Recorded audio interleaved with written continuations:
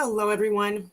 It is Sunday, the 28th of January, 2024, and I don't have any scripts. I don't know how long this video is going to be, but I'm going to cover some points. And if there's any questions, then I mean, obviously, depending on what it is, I will entertain questions and go from there.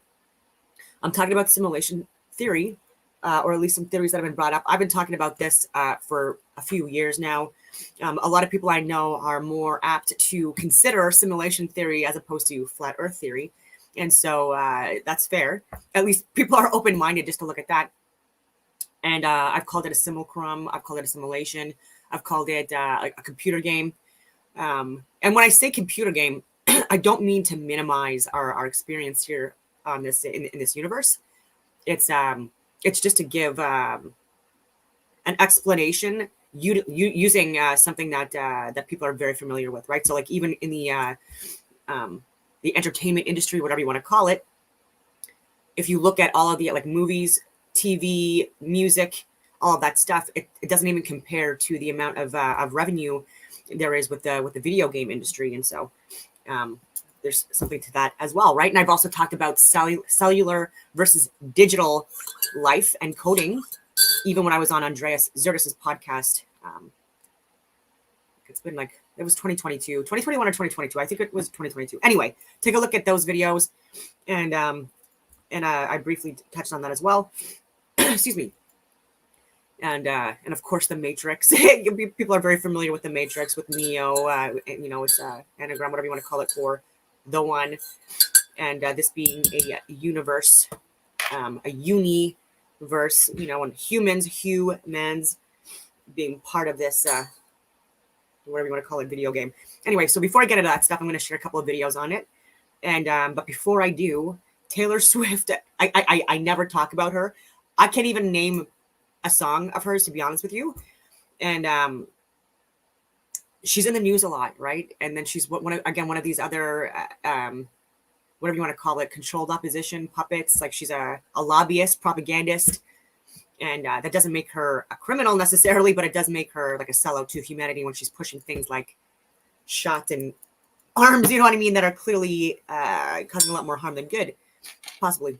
Anyway, so it's not even about that. There are people that are talking about climate, talking about carbon emissions, talking about the pollution and all of this stuff within the world. These are all things that are misrepresented on a large scale. And people like Bill Gates and Leo DiCaprio and Taylor Swift, Swifties and stuff like that, you should know that these people are huge consumers of carbon. Like they waste so much CO2, and I've talked about it before.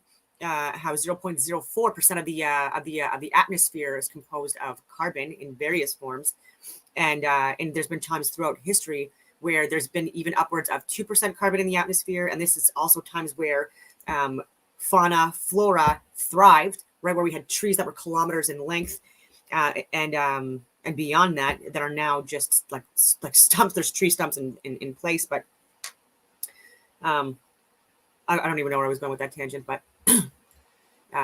Yes. Okay. So out of the carbon, 11% of that approximately is man-made. Okay. So 11% out of that 0.04% in and around that is man-made carbon emissions. And there's so many different companies, pharmaceutical companies too, that are using carbon, okay, even for the testing of these therapeutics that are causing a lot more harm than good, in my humble opinion. Possibly. Again, I'm on YouTube too, so I have to say that. And out of that, there are the 10 major corporations, companies, part of the military, pharmaceutical, industrial complex that are the biggest contributors to these emissions in the first world countries. Absolutely. And then you've got places that we have no say or impact in. For example, China and the Philippines. These are major, especially China. The majority of pollution that we're getting in the world from man-made parameters, whatever you want to call it, is from China. Okay. And so Canada, we're not even in the top friggin' 20 countries of carbon emissions, and we're neutral by virtue of the trees that we have, the ocean waters that we have. Like we're on a friggin' like the longest coastline, but like water like all around us, right? And so this also assists with being carbon neutral. And anyways, I can go on all these tangents about that, but here's a podcast or interview, whatever, with two ladies talking about Taylor Swift. So not all women are Taylor Swift fans. In fact, I think anyone over the age of 18 isn't, or is rare. In the past 3 months, heard of her? In the past 3 months, she has racked up a total of 138 tons of CO2 emissions. What? Just to see her boyfriend, Travis Scalzi.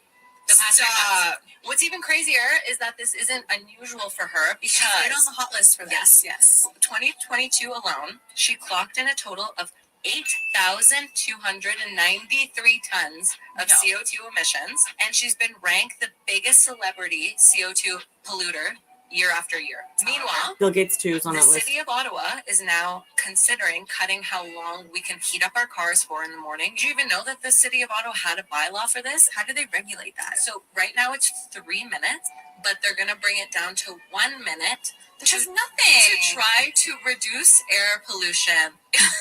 After what I just told you, take away her vehicle is what they're saying. Take away her jets is what they're saying. So pretty funny.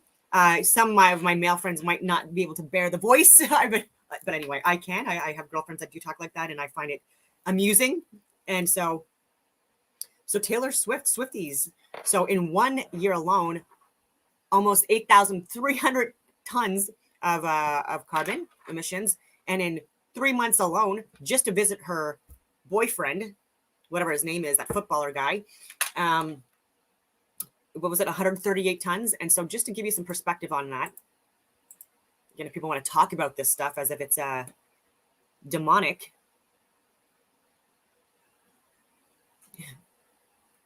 if I can find it. Where is it?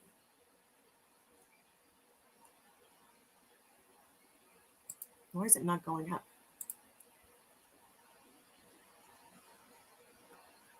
Oh, there, now it is. That's so super weird. Okay. So just to give you some perspective. So 138 tons is what she wasted just to see her boyfriend again, and just in a 3-month period. So that's not travel anywhere else. That's not for work. That's not to see family. None of that stuff. That is only not for her own entertainment in other areas. That is literally just to see her friggin' boyfriend, that footballer guy. And so 1 ton of CO2 is equivalent to 2,500 miles driven by an average gasoline-powered vehicle. 120,000 smartphone charges. So like over 120 years of charges, you know what I mean? 500 liters of diesel, like it just 2,500 miles driven by the average gasoline powered vehicle is for just 1 ton. Okay, so times that by 138 times this. Okay, and then change it to kilometers, 1.6 kilometers per mile. But like, you know, one of those tons, frustrating, right? And some people they only drive this, you know, like in a year.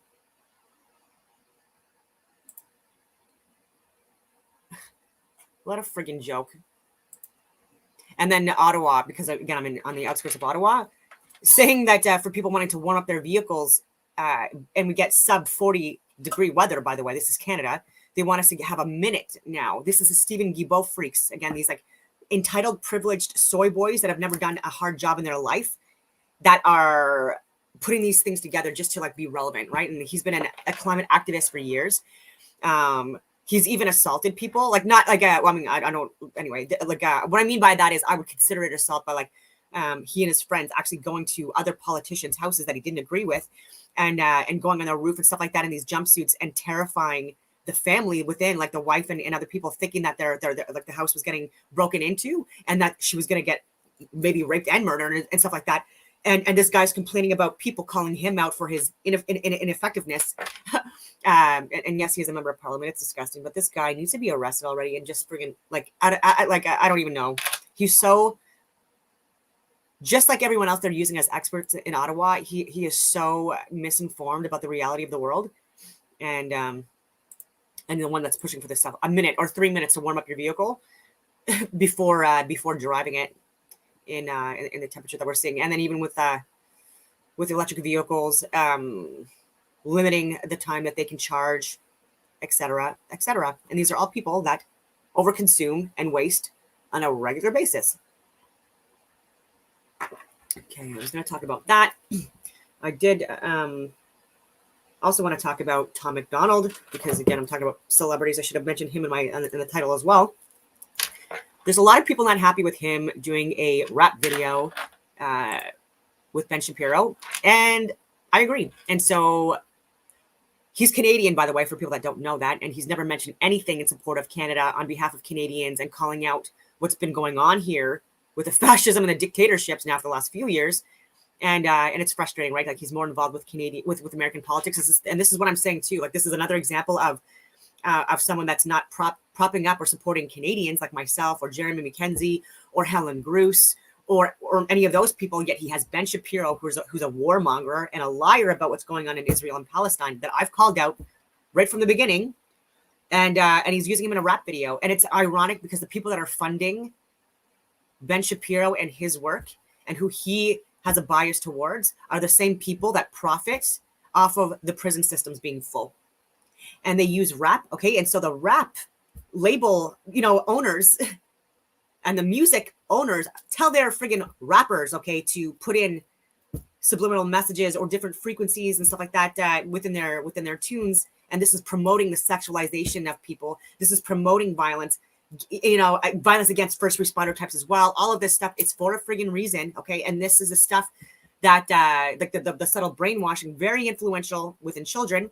And not only do I have a political science degree with multiple minors like history, psychology, chemistry, physics, this was at RMC, so a scholarship. I wasn't able to get an engineering degree because I was an infantry officer, and they didn't allow that the access to the engineering departments as an infantry officer. Very, very select cases if it happened, and because of the likelihood of the possibility of failing the courses and stuff like that, and then not having an infantry. Anyway, and so, but I also in my fourth year, it's on hold of a science degree.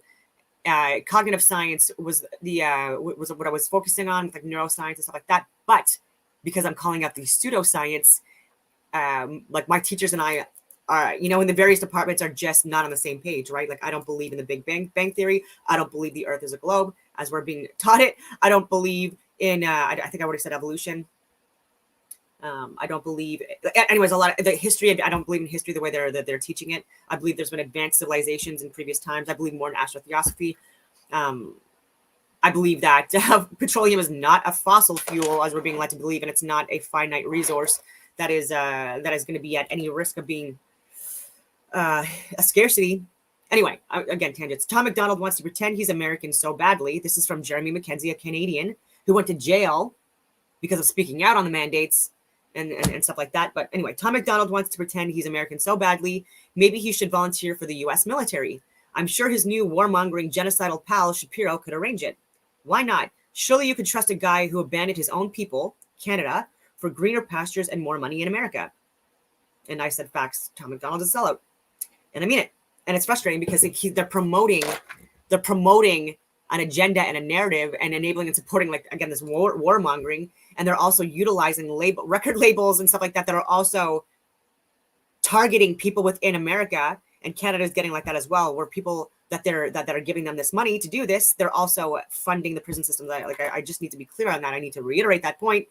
And there's people in jail for bullshit charges, okay, away from their family, away from their work, on like minor bogus charges. And so, who are we actually serving here? I'd like you to. And I talked on Mark Sargent's show, and again, they're like people like, yeah, they either love him or hate him, just like many other people in the world. It is what it is.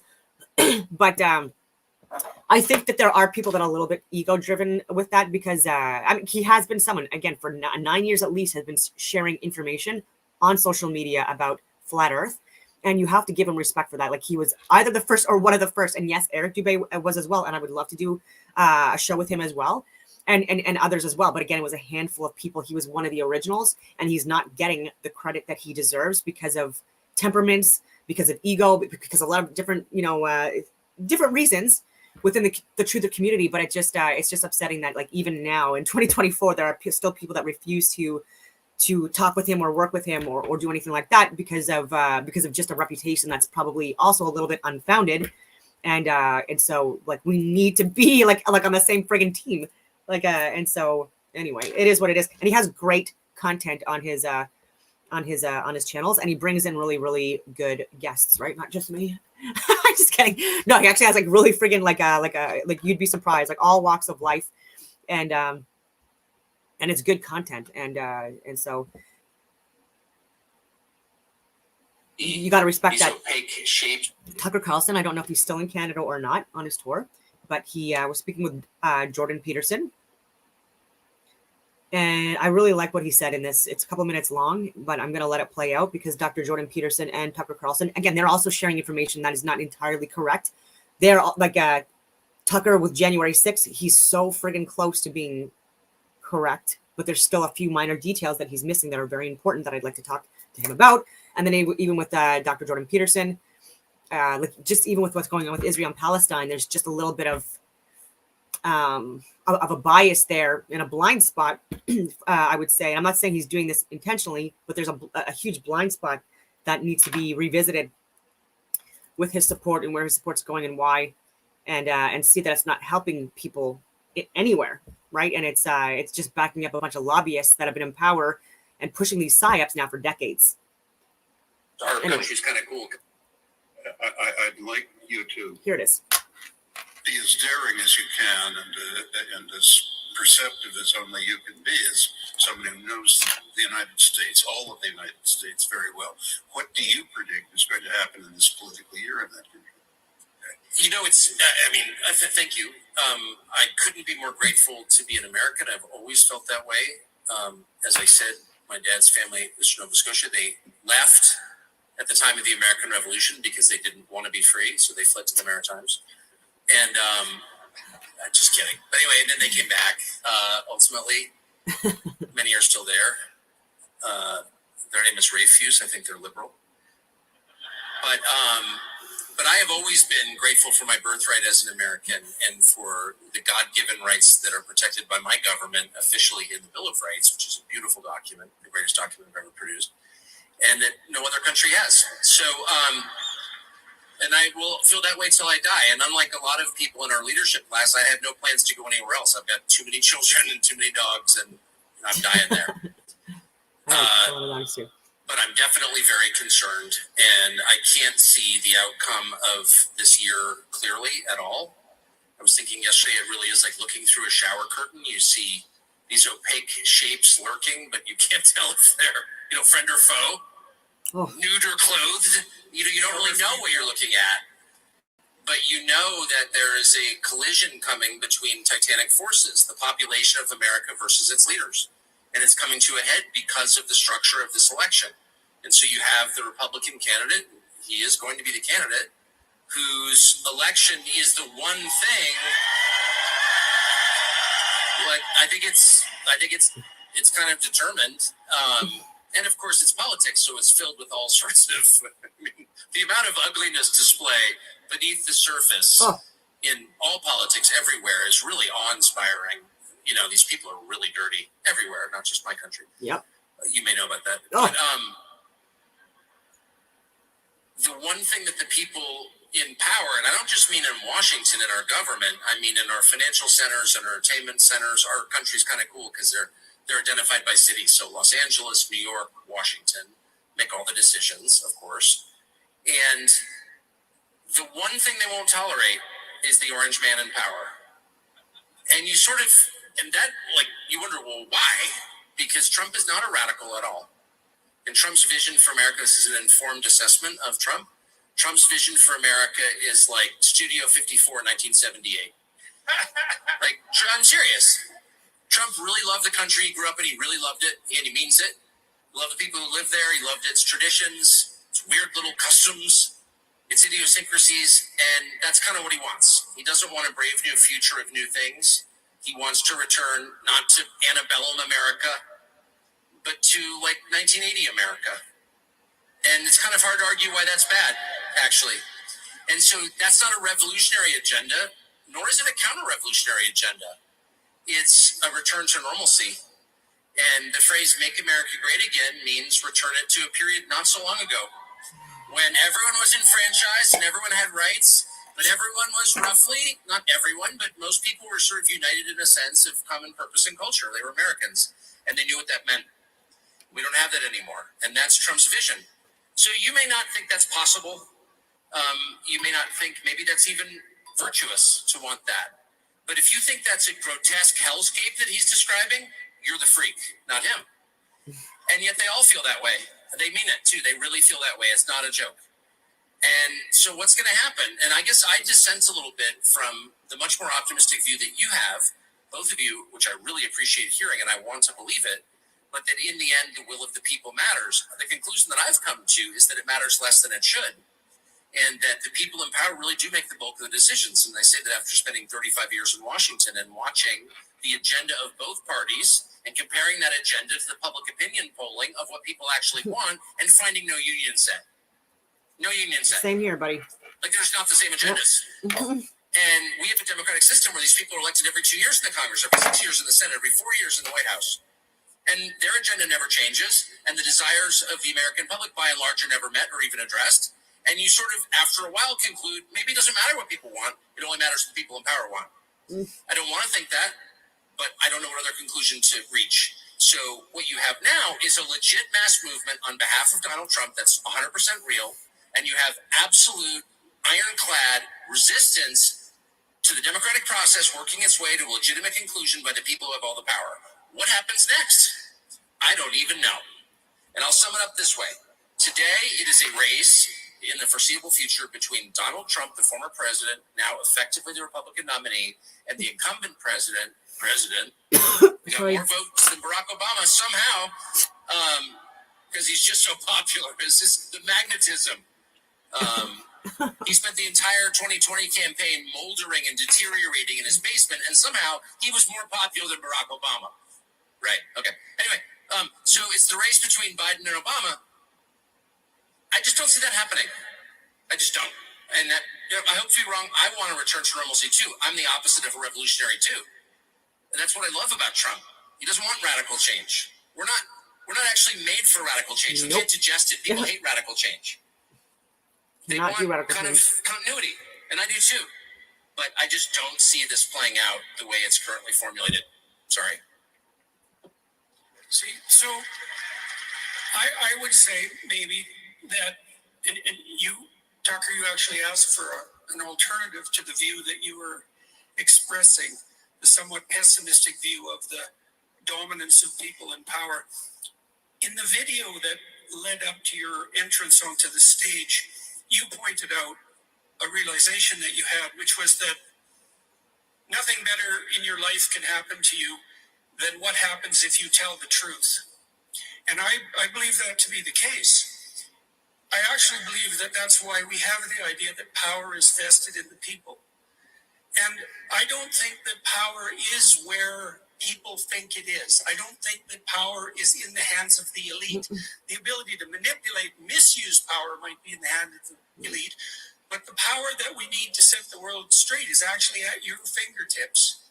And this is actually a rather terrifying realization, because there's some relief in thinking that the elites can do whatever they want, and there's nothing that someone as small as you could possibly do about it. And that's wrong, because you're not small, and it's wrong because it's irresponsible to presume that. And it's wrong because the truth is more terrifying and also more liberating. And the truth of the matter is that if you utilized what you had at hand, which at least is the ability that you have at hand to say what you think truly and as clearly as you can, even if you're not that articulate, that the world would change around you in ways that would make you immune to the blandishments of the power-mongering elite. And I'm hoping that enough people will realize the power of their affinity with the truth, especially when it's allied with the will to aim up, to have the courage to speak that truth. And if enough people do that, then the terrible things that we're concerned about coming forward at us in the future will have no purchase whatsoever. You know, like I learned a long time ago that the war that we're in is psychological or spiritual, if you want to look at it that way, rather than political. And everyone has a sense of that now, that it's something is moving that's deeper than the mere political.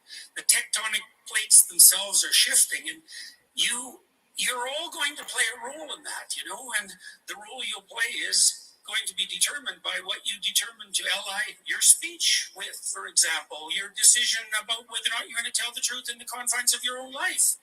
And if enough people, all of you, if enough of you decide in the local circumstances of their own life to dare to say what you believe to be true, then the tyrants will have no purchase on you and you won't be slaves. And just by definition, Hey, can I just? It was good. This was great. I just want to say what a beautiful sentiment I think that is, and I wish I had said that.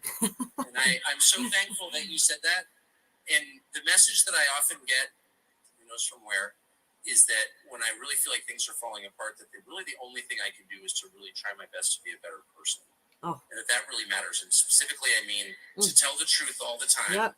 not just in public, but in private, Yep. to really love the people around me and be attentive to them more than anything. And that in doing that, you lose your fear of the future. And you know that no matter what happens, you're going to be okay. You're not afraid of death. And That was great. And I do believe. so it cut off. You know, that was great, right? And loving people doesn't mean being like agreeing with everything that they're doing and saying, especially if it's wrong, right? And that's where loving someone, sometimes it's confronting them in a meaningful way, right? And not yelling or screaming, all right? They'll get people in the fight or flight, you know, where they're not using their executive, you know, functioning or things like that, right? Like, but just speaking with conviction, even if it's not perfect, right? Like obviously people are not going to be as articulate as Dr. Jordan Peterson and Tucker Carlson. They've been at this for decades, speaking in public, academics, employed as such, right?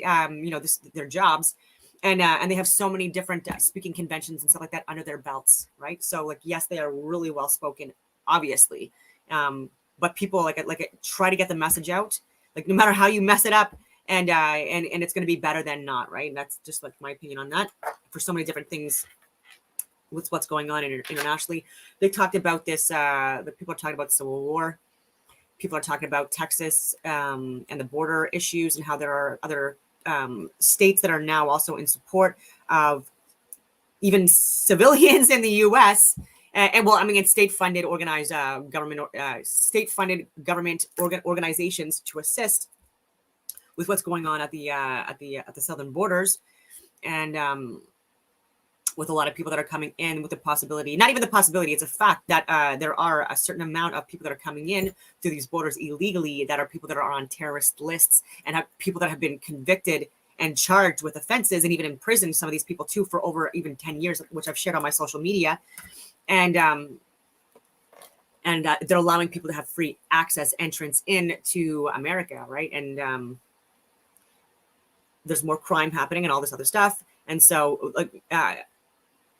so just to give some perspective on that, it depends on what country in the world, but like if you have, like, let's say an infantry battalion, out of that, like you have like 4 or 5, depending on the like the company, again, like 4 or 5 platoons or sub units within a company, right? So you have the 3 platoons, and then you have like an admin company and a combat support company, whatever, like however it's broken down, or a transport, or just like an admin part and headquarters, and then the 3. Anyway, you get the gist with that.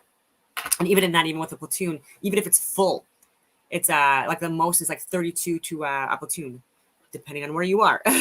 And then so like a couple of hundred, a few hundred people within a company, and then you have, depending on where you are, like let's say 3 to 5 companies within a battalion, because you also have the combat support company, and then you have the admin company that's part of the infantry battalion as well. And so like maybe 1,000 to 1,200 people, give or take, ballpark. That's if it's full up to the top, and it's not in the US, not in Canada. We are not even remotely even out of capacity to even like do basic friggin' military duties, right? Like, and this is under Wayne Eyre that's been pushing this woke agenda now for the last few years and kicking people out, you know, that were the actual heroes within the Canadian Armed Forces, kicked them out because of mandates that he enforced based on zero science, zero medical data, zero government data. And it was just something that was pushed by his boyfriend, Justin. And so just ruined the lives of countless Canadians. No big deal. Just our first responder types, just our heroes in a uniform. You know, and good morning to you as well. I just pushed good morning. So I just wanted to get like the housekeeping stuff out of the way, like the updated stuff. Jeremy McKenzie, if you don't know who he is called Raging Dissent on various social media platforms, and he is the owner of whatever you want to call it, the person that made up Diagolon, a fake country that we had morons in that were hired by government as experts that have zero expertise in counterterrorism, in info gathering, in any security or defense position, like in meaningful capacity.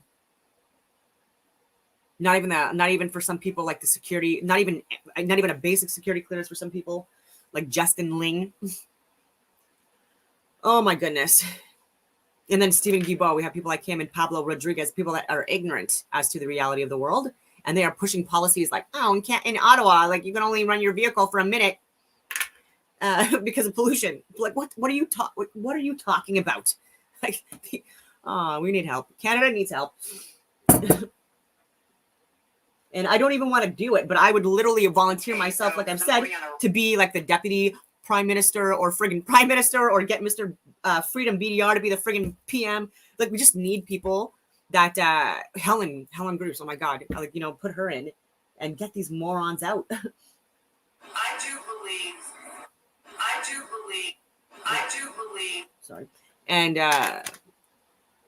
let's see if I'm going to talk about anything else before I get into simulation theory. So I already talked about the friggin' CO emissions by multiple friggin' celebrities and fake philanthropists. You know what? Before I get into the Astrotheosophy stuff, I'm going to share a video on simulation theory that I've seen before. This was posted a year ago.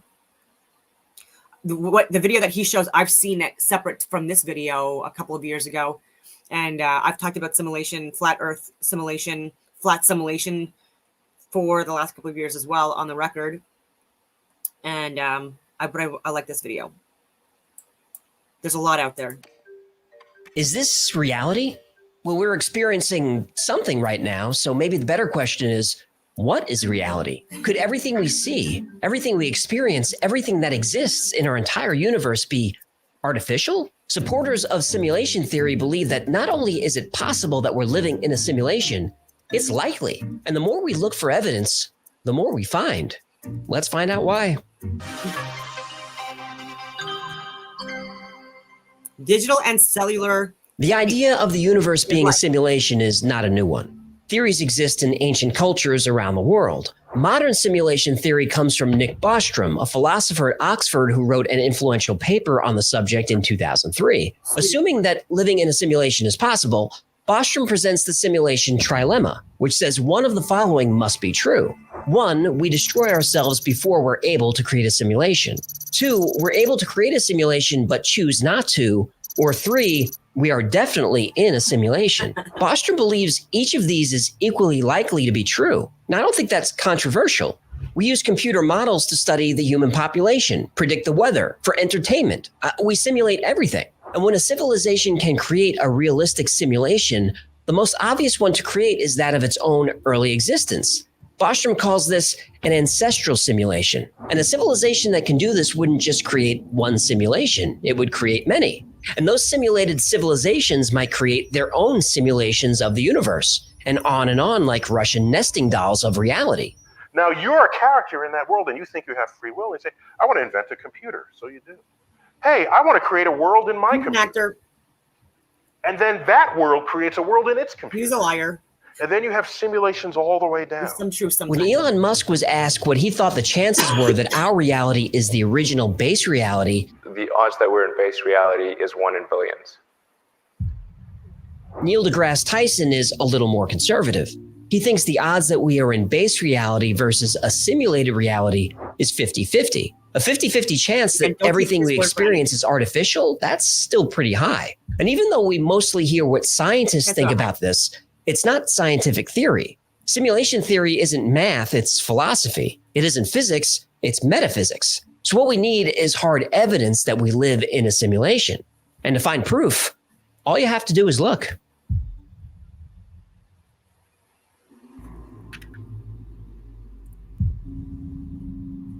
Let's start at the beginning. There was no space or time. The contents of the entire universe were concentrated to the size of a tennis ball and had a temperature of a quadrillion degrees. Then suddenly, the Big Bang. Everything explodes outward faster than the speed of light. Then about 14 billion years later, we've got galaxies and planets and ice cream and K-pop. I don't buy into any of that either, just to be clear. Pop. Ice cream, ice cream. Yeah, I could do without the K-pop. Me too. Okay, if before the Big Bang there was no space and no time, what was there? What about the beginning of the universe from... So what, like the Big Bang to me is when the power goes on, right? So like even with a video game example, you can't play the video game unless it's plugged in, and there's a power energy source, and that takes a spark. And even with CB radios and things like that, for example, there's a diamond in CB radios, at least the older ones, and that's how you communicate, right? And even us being light in motion, we are crystallized, hardened light, and that's what mass or density is, and how we're experiencing this plane is that we are. Anyway, I won't get into that. I'll get into that a little bit later. But again, with Neil deGrasse Tyson or whatever his name is, don't take anything he says without doing your own friggin' informed research, because he's an actor. I've shared that in countless videos before. From the religious point of view, God created everything. Fine. Where was he before? What caused the Big Bang to happen in the first place? Or what made God decide to snap his fingers or wiggle his nose or whatever he did to make everything happen? If you ask a physicist to explain... So God, like, I mean, you want to read Genesis? Like, it gives a better explanation as to how the creator created this creating environment, and in nowhere in the Bible or the Quran or in any other religious books that this guy's insulting, or the occult books that this guy's insulting, nowhere does it say he just wiggles his nose or snaps his fingers, right? There's a process.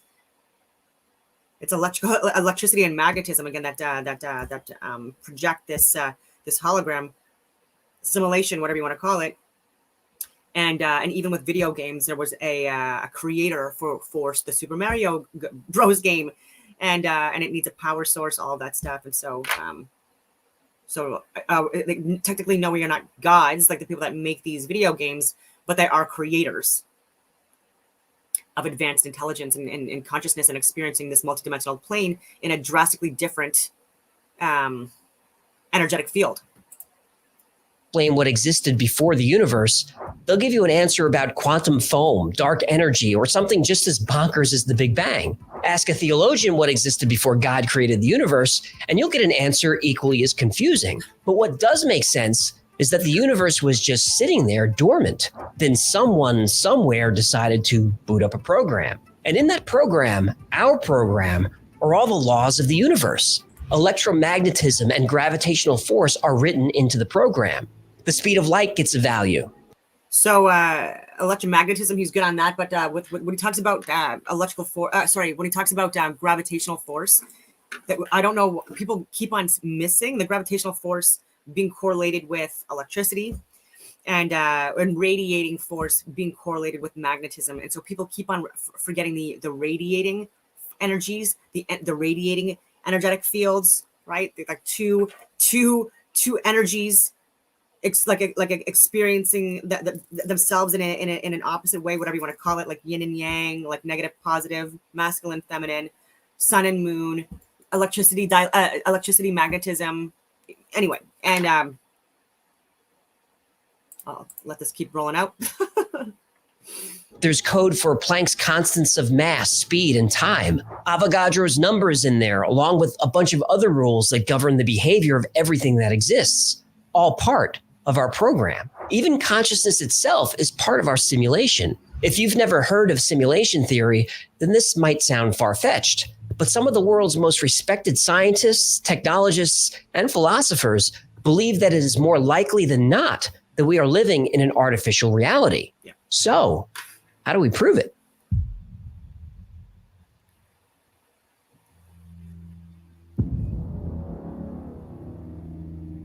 If we live in an artificial reality, it would make sense for there to be occasional glitches. Philip K. Dick is one of the most influential science fiction writers of all time. Movies based on his books include Blade Runner, Total Recall, Minority Report, The Adjustment Bureau, and plenty of others. He believed there are many universes, and sometimes those other realities bleed into ours. He claimed to have visions of this, and even wrote stories like The Man in the High Castle based on these visions.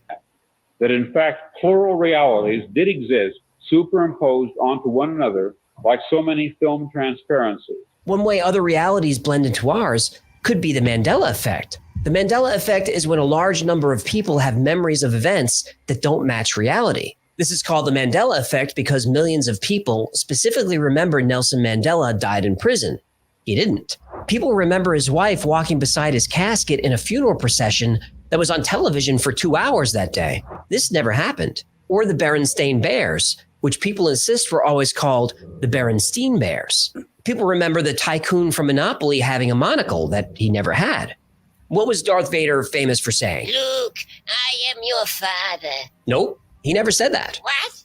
What about Stouffer's stovetop stuffing? He Best doesn't part of correct that one, Thanksgiving. but it's no, I am your father, apparently, that he says now. But also, even in Disney movies, just so people know, even with that, there are people that were hired.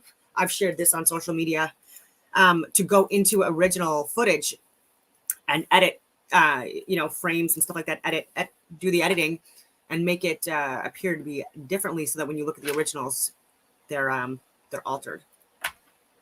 Not for everything. Some of these are BS, but some of these there's merit, right? There's merit to some of these.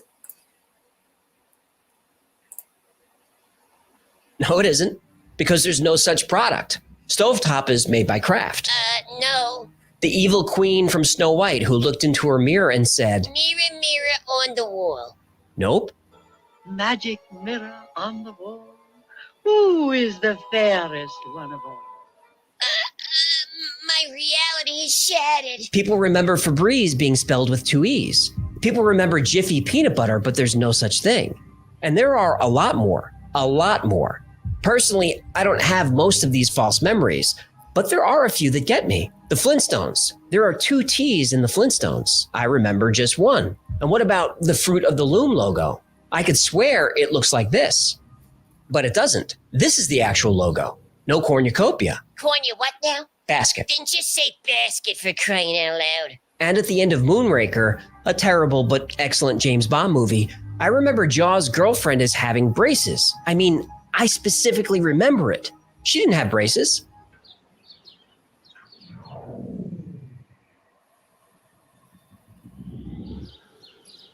I just can't get my brain to accept it.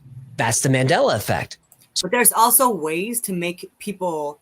There's sometimes 2 versions of TV shows and movies. Ones that like never make it, like televised, but that they have like saved and stuff like that, and that could be aired at later dates. Or there could be where even with some music with words, if you put it in someone's head that they're saying something, you can actually hear that, right? And so like countless people have done this, like even comedians. I've shared this, but like different music lyrics, like you can have like an array, like dozens of different sentences that you could get out of like the same lyrics, just again with the subliminal messaging that leads to it. So when you saw it, like the guy with the teeth with the metal and stuff like that, and then it panned it to her, like there could have been that like the eyes, like assuming that she was wearing braces because of like what you had just seen before that frame. Because there are ways to see optical illusions. So why do millions of people distinctly remember different things? Glitch in a simulation. Yep. Philip K. Dick also felt when we experienced deja vu, it's because something in our simulated universe changed and a new timeline branched off of the current one. We are living in a computer programmed reality, and the only clue we have to it is when some variable is changed. Ever feel like you've lived a moment before? That's because, according to Philip K. Dick and others, you have. Deja vu is the simulation correcting itself with new information. But skeptics can easily dismiss these theories. The human mind is terribly unreliable. They don't accept this as evidence. But we're not done yet.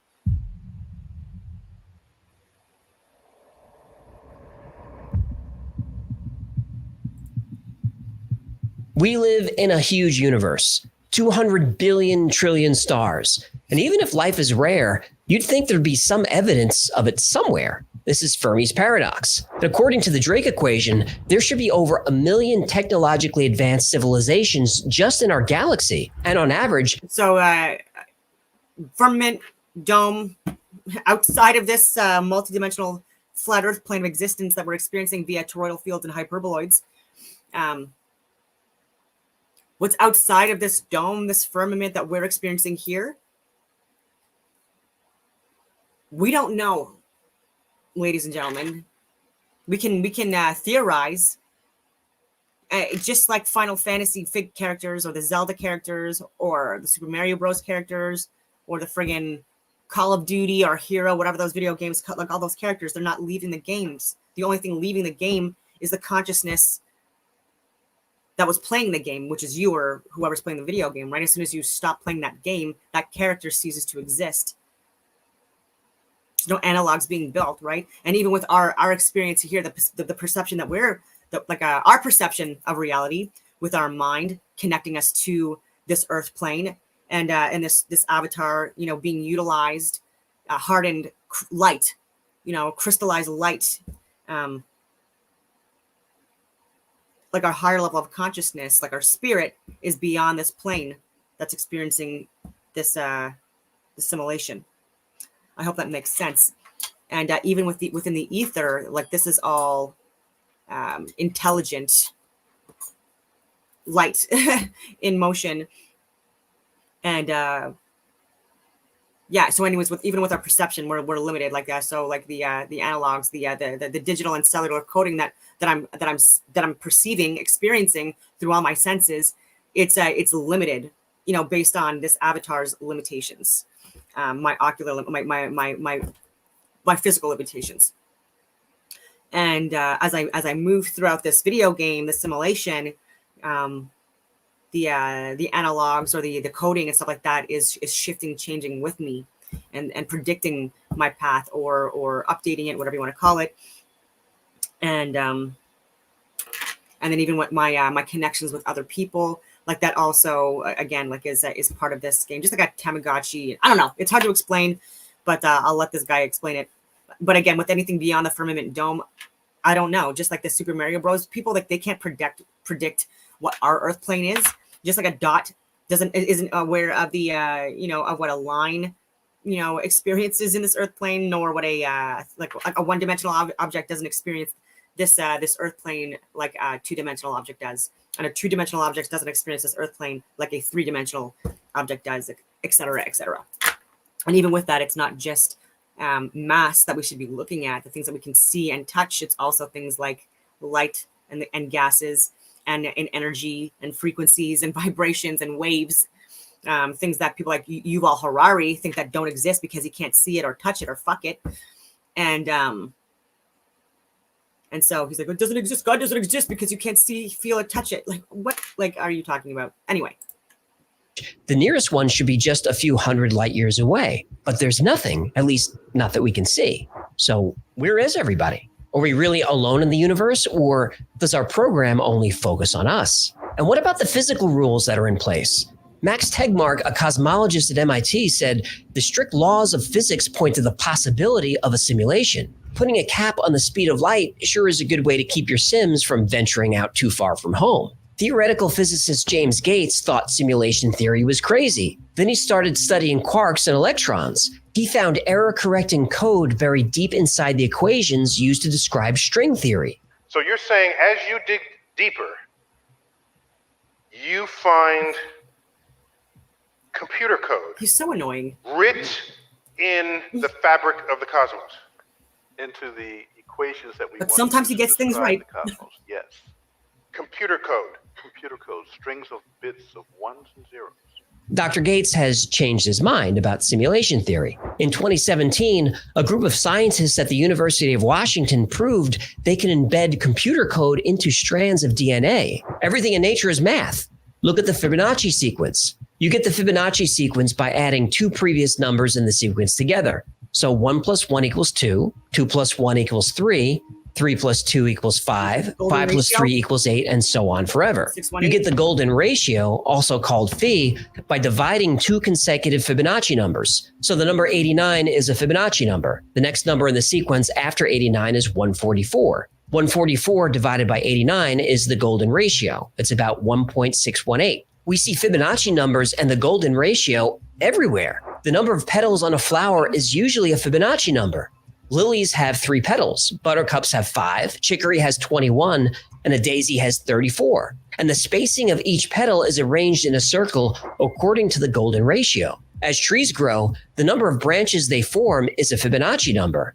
And not just plants, animals too. The ratio of female to male honeybees in a colony is the golden ratio, 1.618. The human body conforms to the golden ratio too. Most of the body follows the numbers 1, 2, 3, and 5. 1 nose, 2 eyes, 3 limb segments, 5 fingers, 5 toes. The proportions of the body, like the length of your shoulder to your elbow, and from your elbow to your fingertips, that's the golden ratio. Even a DNA molecule measures 34 angstroms long by 21 angstroms wide. Fibonacci numbers and the golden ratio. From the spiral of seashells to the spiral of a galaxy and everything in between, Fibonacci numbers are everywhere. Now, some claim this is a coincidence, that humans look for patterns in chaos because that's what we're programmed to do. What we're programmed to do. And isn't that interesting? By trying to debunk simulation theory, they actually end up proving it. No matter what we study, whether it's something the size of a galaxy or as small as an electron, everything in the universe seems to follow patterns and rules. In other words, a program.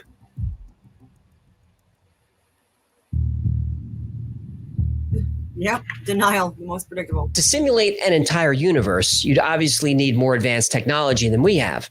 But that doesn't mean we won't get there. Moore's law says that computing power doubles every 18 months. And this has held true for about 50 years. Now, that is slowing down a little bit, but only because of physical limitations. Assuming we can learn to make microchips smaller, and there's no doubt that we will, it's predicted that artificial intelligence could surpass human intelligence within the next 100 years. As Elon Musk points out, when he was a kid, the world's most advanced video game was Pong, 2 rectangles on a screen. 40 years later, video game technology is barely distinguishable from reality. He said that 6 years ago. And even in that short time, video game engines have become even more realistic. Look at this footage from Unreal Engine 5. When a world we can build feels as real as our own.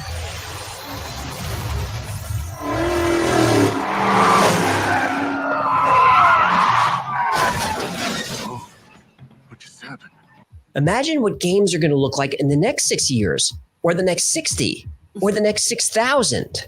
But simulating an entire universe, how big of a computer will we need? Well, it's estimated that there are 10 to the power of 80 atoms in the universe. Let me put that on the screen just for fun. Okay, that's a lot. If each particle needs 128 bits to calculate its position and momentum, you're at 10 to the power of 83 bits. And that's just for data storage. We also need computing power to track what each of those particles is doing. If we say 2 floating point operations per second. I hope this stuff is making sense. Not his stuff, like again about the atoms and stuff like that. But even with like the ether and the coding that I'm talking about, but like being intelligent in nature and design, but also with the digital. I like to make the comparisons with digital and cellular coding being intelligently designed, and seeing the parallels. Like so, like even with ones and zeros with advanced computer games, you're not seeing the zeros and ones and stuff like that. And so I'll get into that as well, because with my Astrotheosophy connections that I've made and with the whiteboard I've used, there are people that are geniuses, I will say. Like they're definitely very intelligent, and but they're getting certain things wrong with what they're sharing, and they have like a huge following and platform, and like they're truther type people. And so it would just be nice to have a platform where, even though we're disagreeing on things, we could like to allow me to have the opportunity to explain why I'm coming at this from the way I am, with the color schemes and the connections with the different luminaries and the ancient deities and prophets and gods and things like that, and the connection to with all of this stuff and the frequencies and wave patterns and zodiac connection and all that stuff. And so that it could be out there, right? Like the truther community should be propping up people within it that are trying to, share more truth. Or 2 flops per particle, we're at 2 times 10 to the 80th power flops. There aren't even words for these numbers. And this is the computing power for just the stuff in the universe. What about human intelligence? The human brain can perform 100 trillion calculations per second, or 100 teraflops. Multiplied by billions of people, the numbers are ridiculous. To power all of this, the simulation would need access to... Our brains are, I talk about the colostrum, I talk about the pineal gland connection, the fact that they're like the cerebral spinal fluid connection is just like the ether, like that connection as above, so below, as within, so without. And I talk about the brain being electromagnetic in nature, and with the vagus nerve, like that central nervous system connection. This is the what is being utilized to make that connection, that link between this realm and the outside realm. If that makes any sense. And what we're showing here, like this is a good example of just showing like a physical representation of toroidal fields and hyperboloids, like fields, electrical magnetic fields. Multiple Dyson spheres, the megastructures that capture 100% of the energy of a star. Or the simulation would have to harness the energy from black holes. This is why famous physicists like Dr. Michio Kaku are not on board with simulation theory. And Michio Kaku, controlled opposition, fake scientist, just like Neil deGrasse Tyson. Claims that simulating a universe is not scientifically possible. The only computer capable of simulating a universe is the universe itself. Now, at first glance, this makes sense. But with all due respect to Dr. Kaku, that's not how simulations work. When you're playing a 3D video game, the entire game world isn't rendered. Instead, the game engine only calculates what the player can see and interact with at that specific moment. If we are living in a simulation, then it would make sense that the creators of the simulation would use a similar technique. And wouldn't it be interesting if there was evidence that this is exactly what happens? Well, wait a minute. Do we have proof? Sweet fancy Moses! See, that's why we're showing it, because that's interesting what he's talking about. That's the parallels too, right? Like that with the analogs, or the game sharing only the minimal amount required of energy or light and motion, whatever you want to call it, in order to make the game exist, carry on, move. Supporters of simulation theory often point to video games as a way to explain, if not prove, that our reality is artificial. In a video game, the only data that is rendered is what the player sees or interacts with. If you're playing a video game and there's a car or building a mile away, that entire object isn't rendered. The game engine only renders the bare minimum of information to make the object look real. A distant building is rendered as just a few pixels, not that complicated. As you get closer, the engine renders more details, but still, it's just a facade. The engine doesn't bother calculating what's inside the building until you actually go in. The game engine always knows how much data to send you and doesn't bother with anything else. If we live in a simulation, it would make sense that our reality is rendered the same way. And we could test this. Wait, well, what do you mean we can test this? Specifically, we can use the double slit experiment. Here's how it goes. If we fire particles in a straight line at a screen, after passing through a single slit, we would expect to see this clumping pattern on the screen.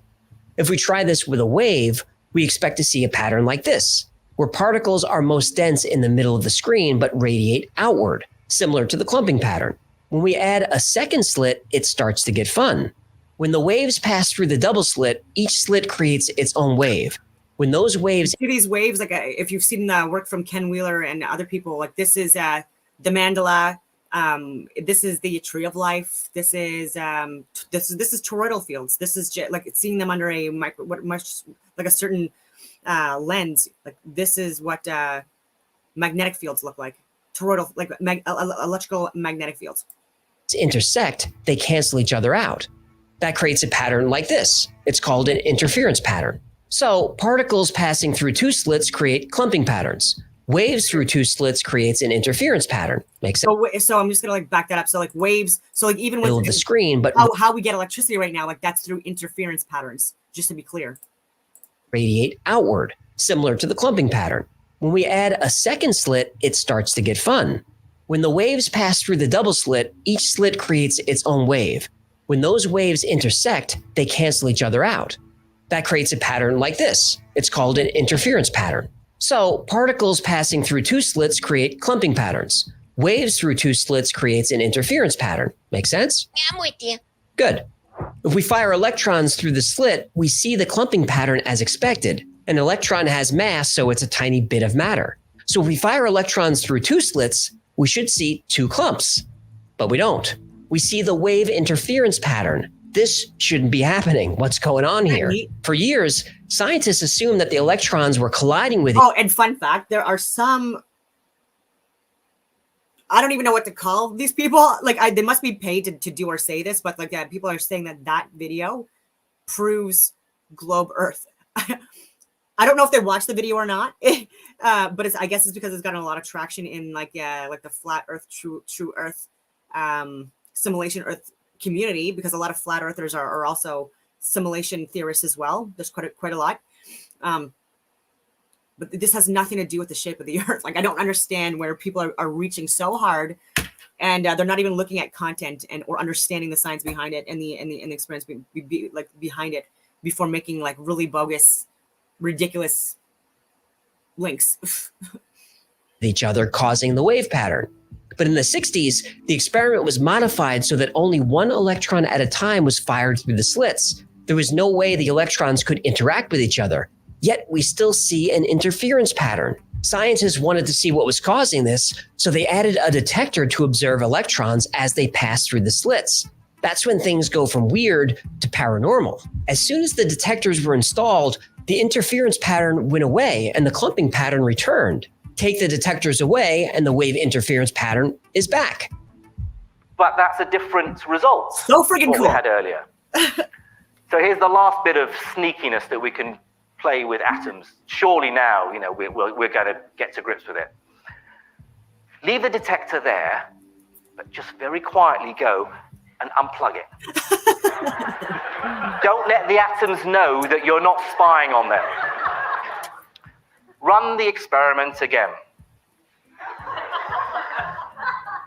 Now, if you can explain this using common sense and logic, do let me know. A second slit, it starts to get fun. When the waves pass through the double slit, each slit creates its own wave. When those waves intersect, they cancel each other out. That creates a pattern like this. It's called an interference pattern. So particles passing through two slits create clumping patterns. Waves through two slits creates an interference pattern. Make sense? I'm with you. Good. If we fire electrons through the slit, we see the clumping pattern as expected. An electron has mass, so it's a tiny bit of matter. So if we fire electrons through two slits, we should see two clumps. But we don't.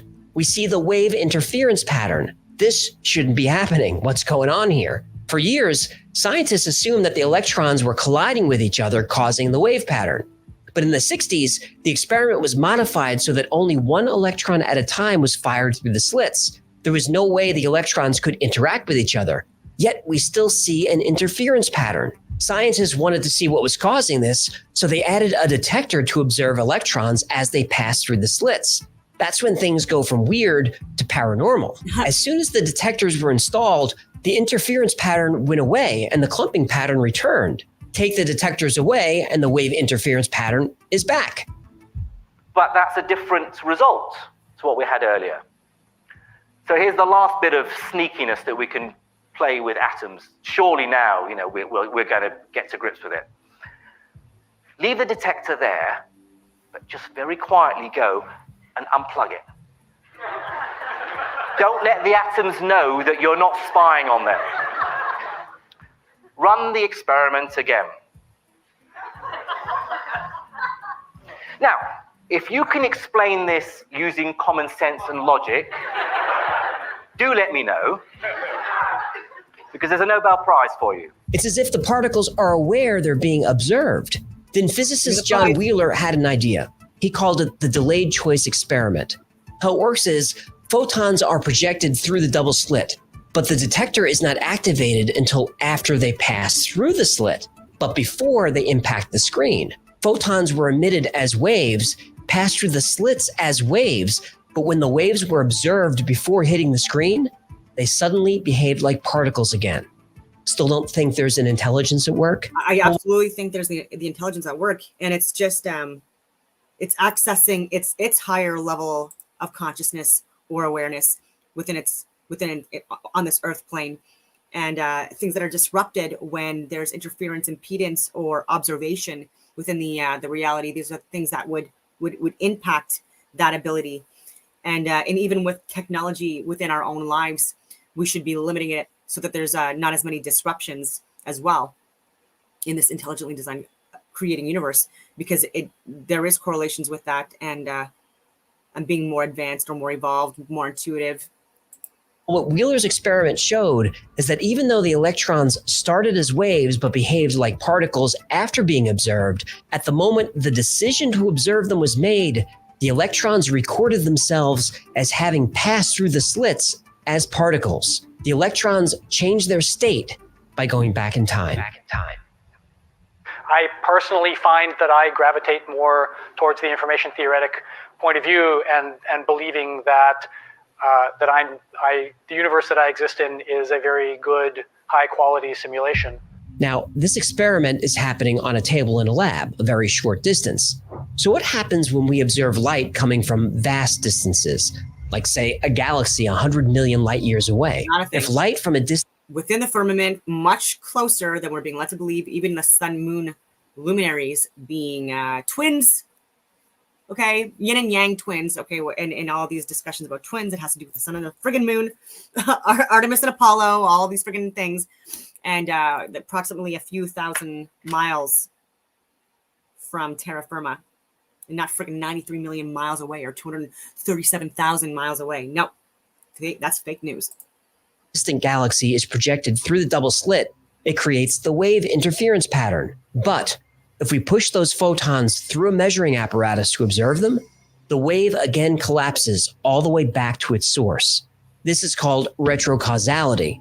Simply by choosing to observe the photons this way, they reach back through time 100 million years and alter their state on the other side of the galaxy. But like a video game engine, it only does this if we're looking. Even though our universe is full of galaxies, so that's the important thing. Only exists when we're looking. Galaxies may not actually be there. If we're living in a simulation, then stars and galaxies could simply be projections, and only when we get up close would those projections become more detailed. Yeah. This is an excellent way to save computational resources. And because we're stuck with the hard limit of the speed of light, getting to far off places is really difficult. Limiting the speed of light is a useful rule to have in place. Quantum mechanics like the double slit experiment and quantum entanglement only make sense if there's a program at work, because only the program can ignore the laws of physics and ignore the concept of time itself. So that was interesting. Oh, is he still playing? A convenient case for simulation theory is you can't disprove it. The Big Bang, that was the simulation booting up. We haven't found aliens. They're not in the simulation. How come UFOs seem to violate the laws of physics? Well, because they're programs operated by the simulation creators. They don't have to follow the laws of physics. Yeah, but who created the simulation? They follow the laws of physics, just not the physics theories that have been continuously debunked that's on mainstream media. So even with John Searle, with the levity discs, that we see as these UFOs, like that's electromagnetism in motion without any source or need for like a power outlet. It's like hands-free, whatever you want to call it, like rotating. And as soon as you shift or move the discs, like the circular, like whatever you want to call it, in place, the gears, it moves, and you don't have to do anything with it. It stays in motion until there's interference and you physically stop it. Simulation. Well, that's the big question, isn't it? When you think of the simulation creator as an omniscient intelligence who exists outside of our understanding of space and time, it sounds an awful lot like you're describing God.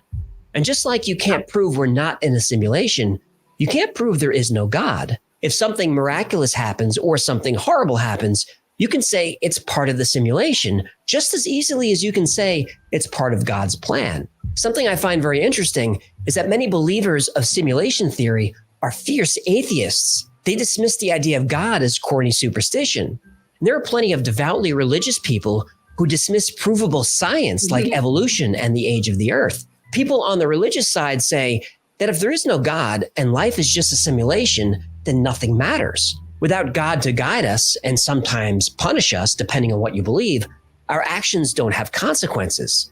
I disagree. Even if we don't live in base reality, we still live in our reality, and our actions here do have consequences. As for what happens after we die, simulation or not, nobody really knows. Both sides argue that faith and science are not compatible. Isn't this hypocritical? Yep. Whether you believe in God or you believe in simulation theory, the real question is, what's the difference? Because in either case, there is a creator that is an intelligent creator, if that makes any sense. And whether you're atheist or not, like if you believe in simulation theory, I don't understand how you cannot believe in a creator.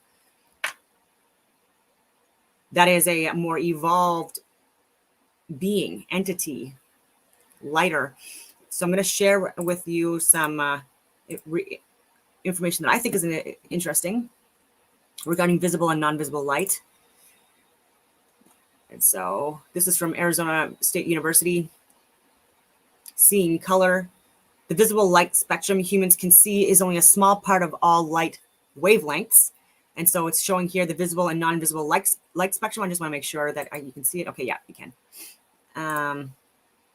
This is what we can see. This is what we cannot see. Okay, and so we have gamma rays, X-rays, ultraviolet, UV. We have infrared, microwaves, radio waves. On this side here, with the radiating energy, the radiating magnetic energies, colors, frequencies, vibrations, light. It goes from center, plane of inertia, green, which is why on this earth plane we see more shades of green than any other color. But anyways, I'm rambling. Going from that to like the yellows, oranges, and reds. Okay, so just like from green, Venus, to Mars, yellow, Jupiter, orange, Saturn, red, or infrared, whatever you want to call it. You know, like these are all like, anyway. And then you've got on this side here, the Mercury, moon, sun, that what we're calling the moon and sun type light here. If that makes any sense. So when we look at colors, like even with the chakras and with the luminaries, especially with the luminaries and the colors associated with them, we should also be looking at like the non-visible light spectrum as well.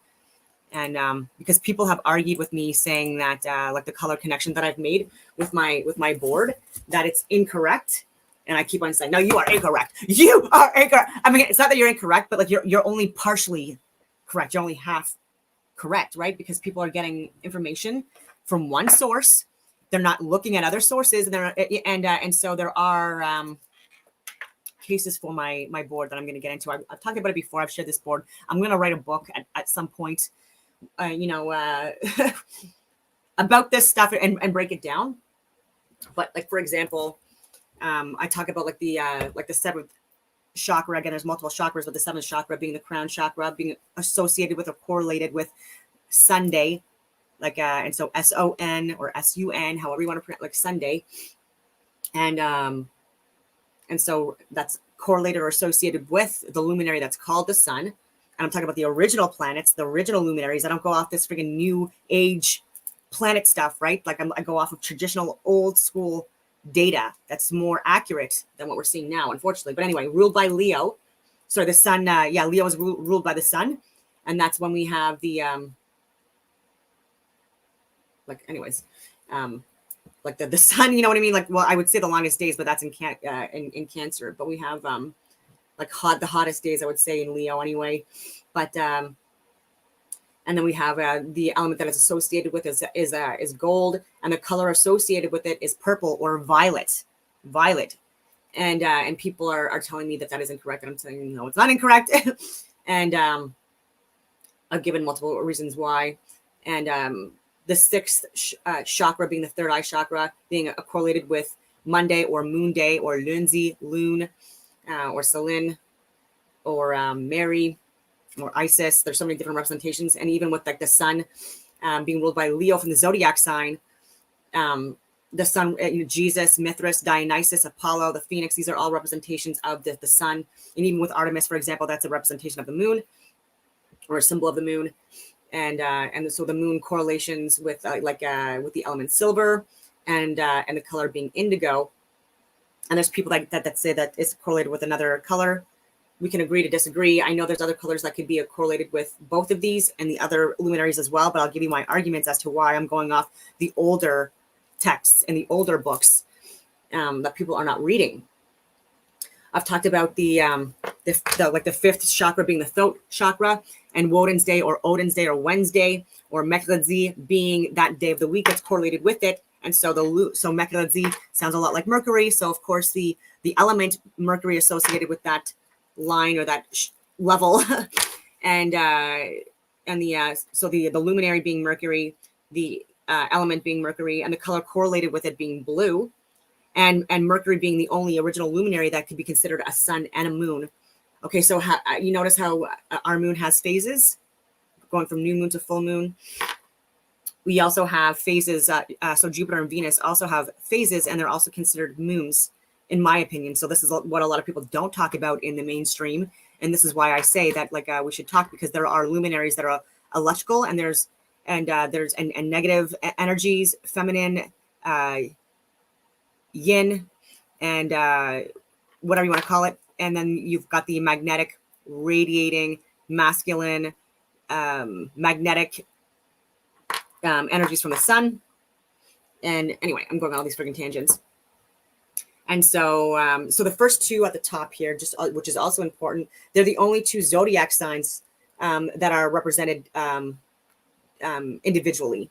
So like one luminary ruling over one zodiac sign, the sun and the moon, that we're calling the sun and the moon. So every other single luminary, the remaining five, there's two different zodiac signs that are correlated, associated with that luminary. And there's a negative and a positive, a yin and a yang, electrical, magnetic, masculine, feminine correlation between even like the zodiac signs and things like that. And so, with the fourth, and is that all I wanted to say about that? Anyway, the fourth chakra is the heart chakra. The day of the week correlated with it is Friday. And the two zodiac signs that are correlated with it is Libra and Taurus. And Libra being the positive, masculine, magnetic, radiating zodiac sign or energy, balance, justice. Libra is like after the spring equinox on the 23rd of September. That's when you go into Libra, and then Taurus, of course, is like during the time. So Libra is when we harvest, or we have Thanksgiving in Libra, in Northern America, in North America, Northern America, North America, and when we start like picking our the fruits and the stuff from our farms that we grew when we planted our seeds in Taurus. And Aries, Taurus, again, depending on where you live in the world and like the soil and the temperature and all that stuff. And Taurus is like the on the cusp of like the 22nd of April into like 21st of May. That is Taurus, and that is again when people usually plant seeds, right? So Taurus, toroidal fields, Taoism, tarot, bull, Bible, Baal. These are all, I believe, to be connections with Taurus. Taurus being a negative, feminine, electrical, gravitational energy. The luminary represented, the luminary that rules over Libra and Taurus, okay, the planting of the crops and then the harvesting of the crops, okay, like is Venus, okay. Venus is also called Lucifer. People want to claim that that Satan is Lucifer. That is not correct, not remotely. Different luminaries, everything. Okay, so Venus, Eos, Dawn, Lucifer, Hemera, multiple different names for Venus. And the color correlated with Venus being green. And which is interesting because this is the center of the out of the seven rose, the heart chakra. Again, an electrical magnetic spiral organ, and also at the center of us and our life, and the heart being very important in that. And what else can I say about that? Venus being a moon that has phases, and seen as the evening star, the morning star, depending on the season, because sometimes it precedes the sun, sometimes it proceeds. Again, it's like all very interesting. And so even with these stories of, like I was saying, even Aphrodite is another representation or symbolic representation of the luminary, the Venus. And even with Aphrodite, like the goddess of love and fertility in some accounts as well. And yeah, I can go on. And even with the color green, Venus was also represented by male figures in some accounts from ancient texts. And so I'll actually share that if I can find it. Did I even bring it up? Yeah, green figures throughout history. And I believe that this is again, I keep on saying again, but I believe that this is just representations of the luminaries, talking about Astrotheosophy. That's just it's been lost on us. So we can just get into it about like different carvings and paintings of the green man. The green man, also known as foliate head. It could be like foliage. Again, because of Taurus and Libra, these are seasons or area or periods of time where there's either planting or harvesting of crops, and so that doesn't surprise me. And then the correlation with the green color as well with Venus and the green man has many variations. Branches or vines may sprout from the mouth, nostrils, or other parts of the face, and these shoots may bear flowers or fruits. Found in many cultures from many ages around the world, the green man is often related to natural vegetation deities. I wonder why. Often used as decorative architectural ornaments, where they are a form of mascaron or ornamental head. And some people also, fun fact, think that the green man or these mythological figures are Satan. So I was even looking at that. The Green Knight is a heroic character of Arthurian legend originating in the 14th century from a poem, Sir Gawain and the Green Knight, and the related medieval work, The Green Knight. His true name is revealed to be Bertilac de Haut-Desert, High Desert, anyway, spelled in Bread Bedell. The Green Knight later features as one of Arthur's greatest champions of this fragmentary ballad. Okay, let's see what else I was looking at. Sir Gawain and the Green Knight. Chivalric romance. So I was looking at Green Knight. So let's look at Green Knight Lucifer, but Green Lucifer.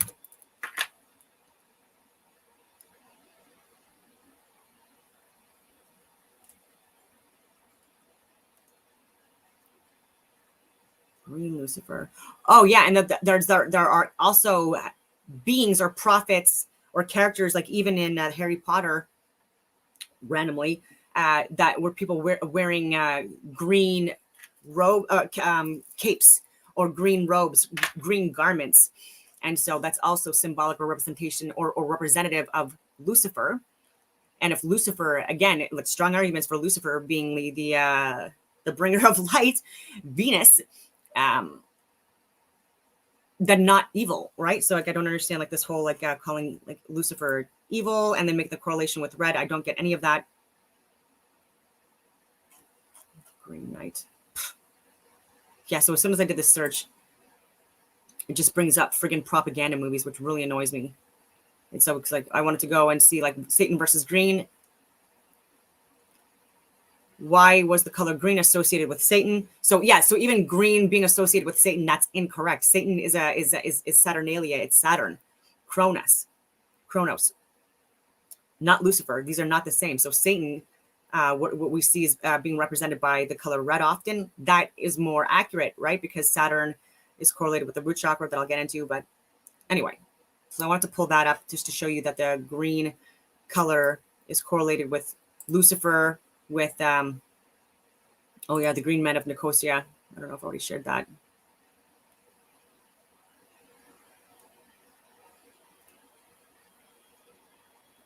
So even in Cyprus, in countless other areas, there are, so even poison ivy, I think in certain Marvel or DC, I don't even know. I think these are representations of Venus, Aphrodite, Lucifer, Dawn, Eos, Hemera, and nothing more, nothing less. So I'm just gonna like delete these friggin' tabs so that I have less friggin' tabs up. Let's see what else I was looking at that I can share with you that I thought was interesting about Lucifer before I move on from Venus. Okay. Okay, so we'll get into the third chakra, which is a solar plexus or solar celiac, which is like the interesting. Anyway, it's associated with the day of the week, Tuesday, or Mardi. Scorpio and Aries are the two zodiac signs that are correlated with this line, this row, this chakra, this day of the week. And the Scorpio being negative, feminine, gravitating, centripetal female energy, and Aries being the masculine, the magnetic, the radiating yang energy, zodiac sign. And let's see what else I can say about that. Scorpio being on around like the 22nd of November up until the 21st of December, depending on if you're the northern or southern hemisphere. Sorry, wrong. I got to correct that. October on or around like the October 20th, 21st, up until like the 20th, 21st, 22nd, depending on the hemisphere of November, up until that point. And then it goes into Sagittarius from on or around the 22nd of November up until the 21st of December, depending on the hemisphere you're in, 21st or 22nd of December. And then from there, it's Capricorn. So I just want to correct that just to clarify. And so the element correlated with this row or line is iron. The luminary is Mars, which is considered to be a sun.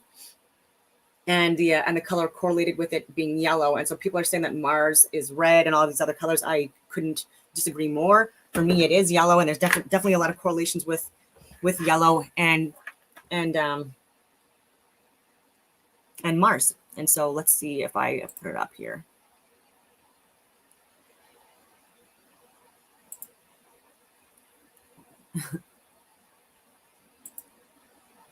So go through the light spectrums. Actually, I have it on Discord though, so I'll just.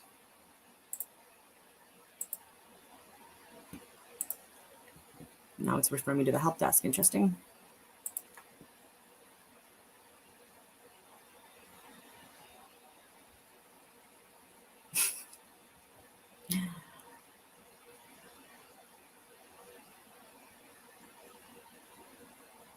Why is it doing this to me? Okay, so I'll just go into my history. So I showed you visible light. I'm just going to go see if I can see in my history because my friggin' Discord, of course, right now is not working.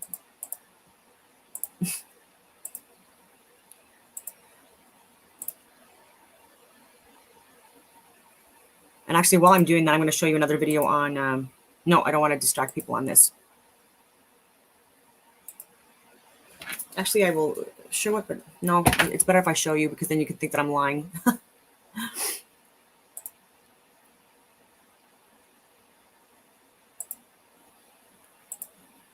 we go. Going into history.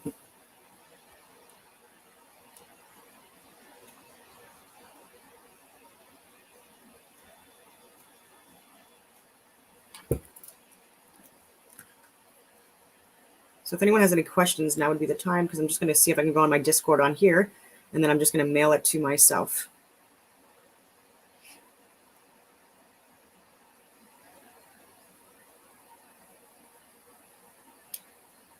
Yeah, so the colors of all planets.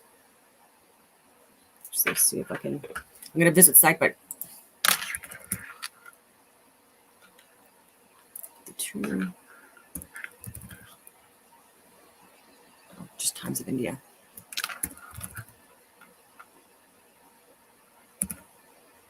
Ha! It's not even showing up on my search results. Like that's sketchy. So I'm gonna copy a link, send it to myself. Sorry that this is taking so long, people. I thought I was just gonna be able to go on Discord, but of course it's saying that I have to like do something with my microphone access, and not even allowing me on.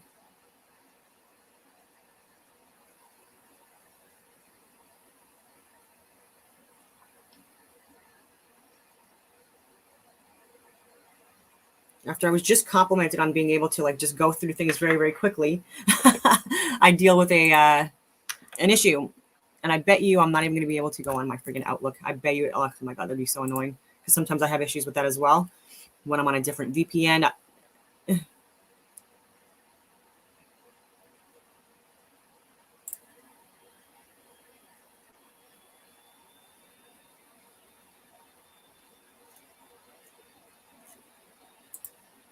Nice. Holy heck. Okay, that was taking a little bit of time. So like when I share this, you're going to understand why it was important that I share it.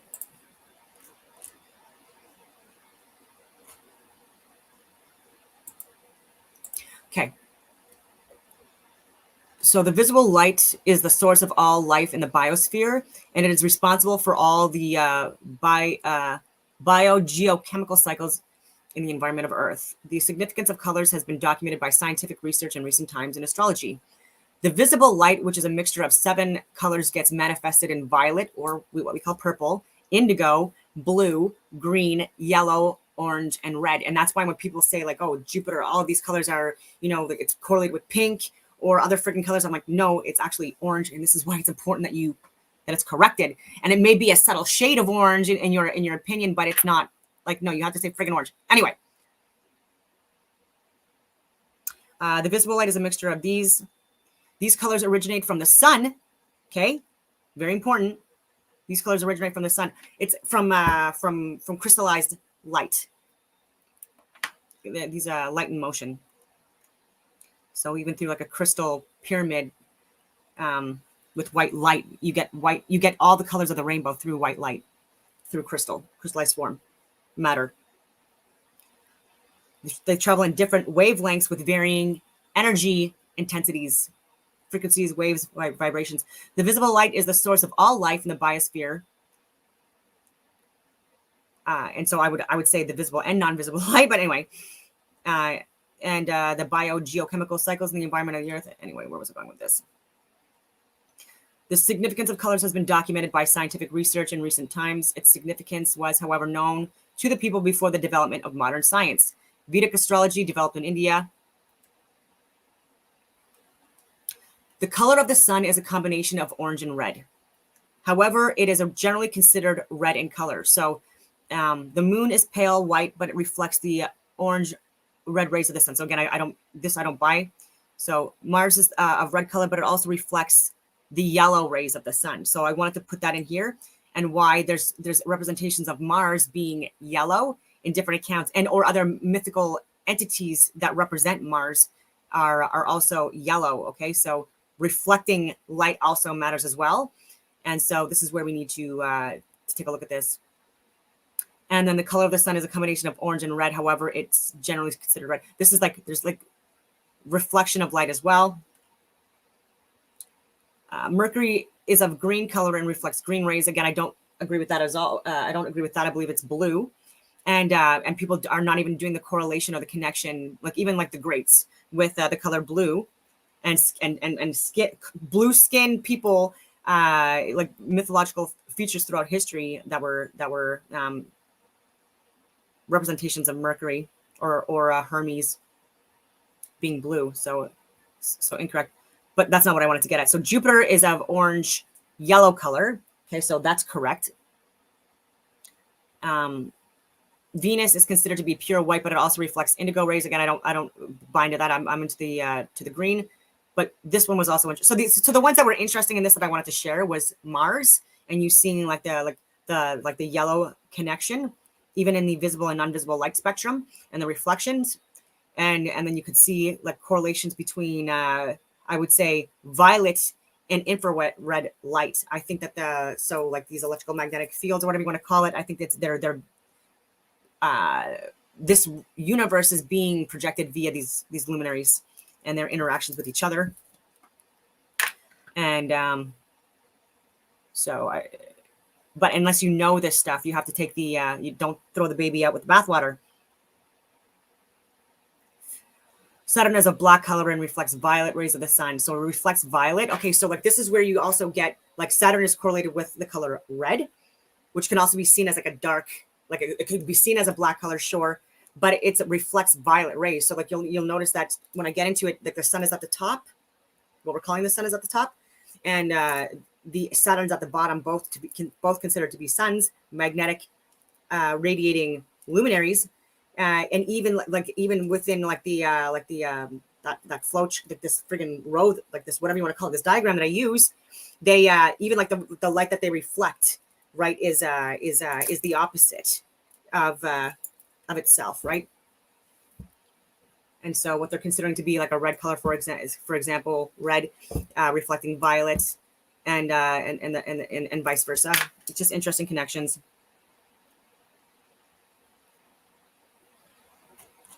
And so let me see if I can, there's another interesting one that was even better than that. To make connections, I'll just grab it from friggin' Discord and send it to myself.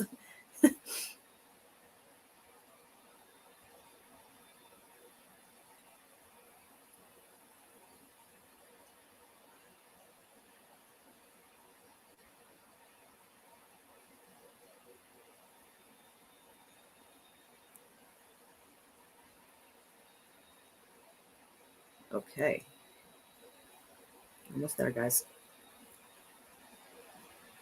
And I'll also just do like a general search as well, because when you look at astrotheosophy or astrotheology in this way, we're also factoring in the light spectrum, like the visible and non-visible light, and you're looking at the frequencies and the waves within like the colors and things like that. Then there's more of an appreciation and understanding of these mythological representations of various different prophets and deities and beings of significance from ancient times.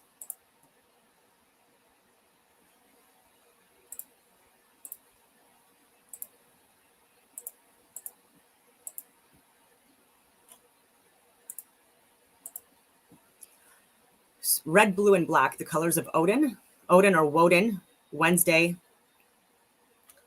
Mercredi, Mercury, Hermes. So like there's correlations there.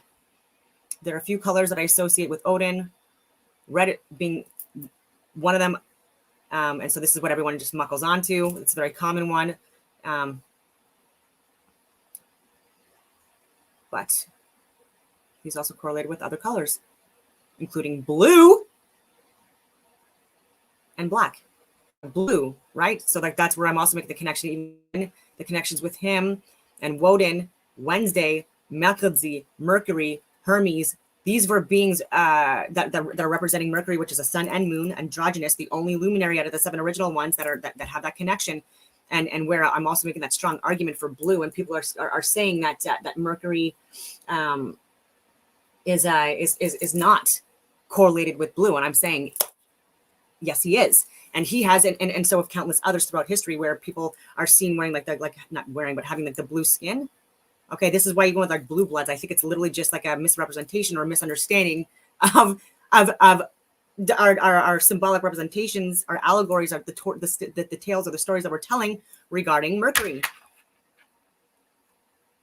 Like even with Bluetooth, communication, connection, right? Like that's why I even say with the throat chakra, that's why it's the 5th chakra. That's why it's the throat chakra, communication. That's why even with Bluetooth and stuff like that, why it's blue, right? And why it's called Bluetooth, right? And there's the connections with that in Norwegian areas, you know, from like a guy that had a Bluetooth and with like a Viking ruler. And anyway, I could go on all these freaking tangents, but this is why, you know, that connection is made with communications, with sharing wisdom, like all of these things, right? So this is my strong arguments for this. This is my arguments, and just like more interesting things regarding that. And so let's just see about the planets. If I can spell it right.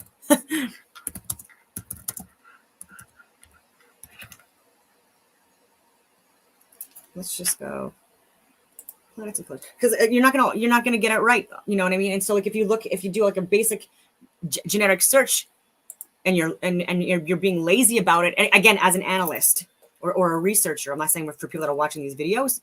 Oh, nice.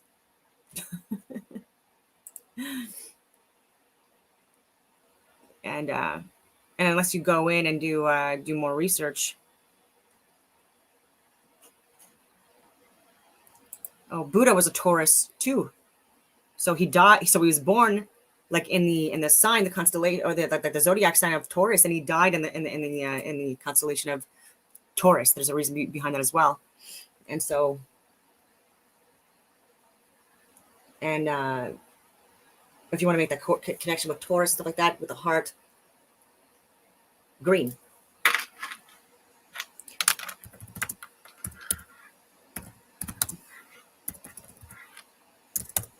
Let's just see. No, so there's a couple books on it. That doesn't mean it's real. What was the color of Buddha? Okay, so some people say yellow.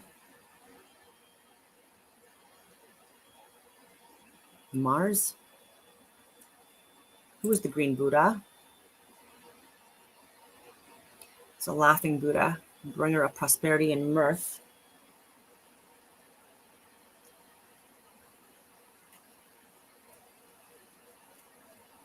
Oh, there's 5 colors of Buddha. So let's go here. Green,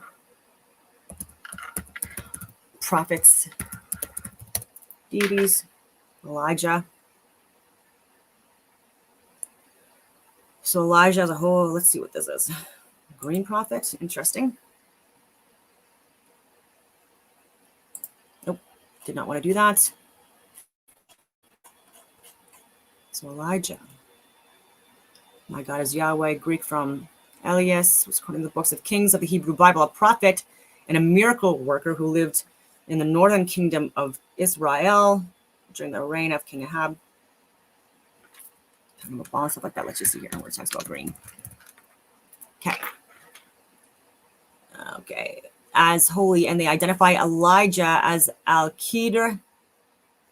It's a figure not mentioned by name in the Quran. Oh, I guess I hope I'm not offending anyone. I'm looking at this with you. I said I was going to do research, and so I'm just showing you sometimes what I look into. Not mentioned by name in the Quran, he is described in Surah Al-Kahf as a righteous servant of God, possessing great wisdom or mystic knowledge. In various Islamic and non-Islamic traditions, Qidr is described as an angel prophet. So green, copper. As the element copper turns green when it oxidizes as well. I don't even know if I mentioned that when I was talking about that before I got into Mars. So Mars. So let's go into yellow. Yellow. Mythical figures.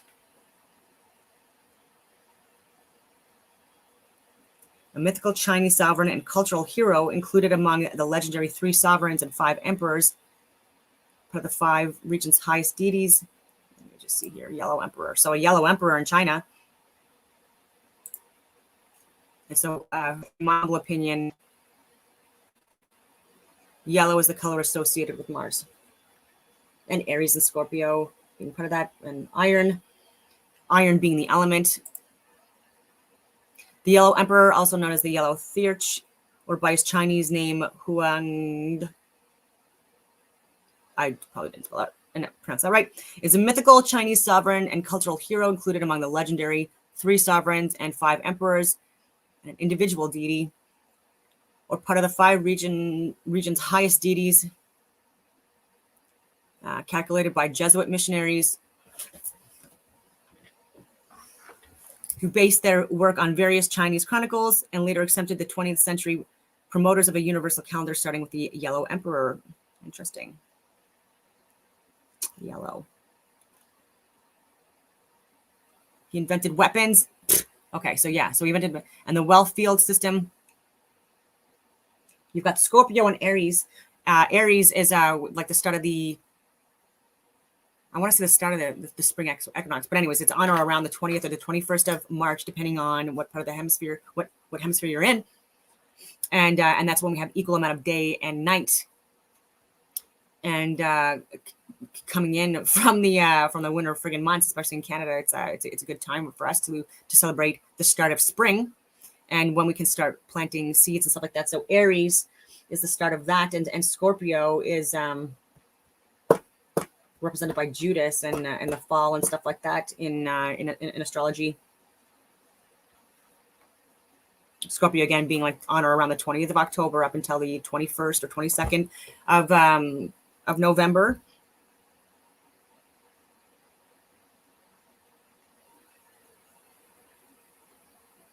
Tuesday, let's see here. Mardi, Tuesday.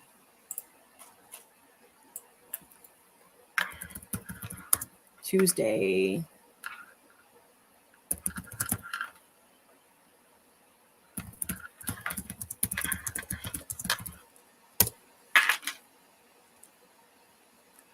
So also, oh yeah, I forgot to mention, I don't know how to pronounce the name. That's why I don't usually like to pronounce people.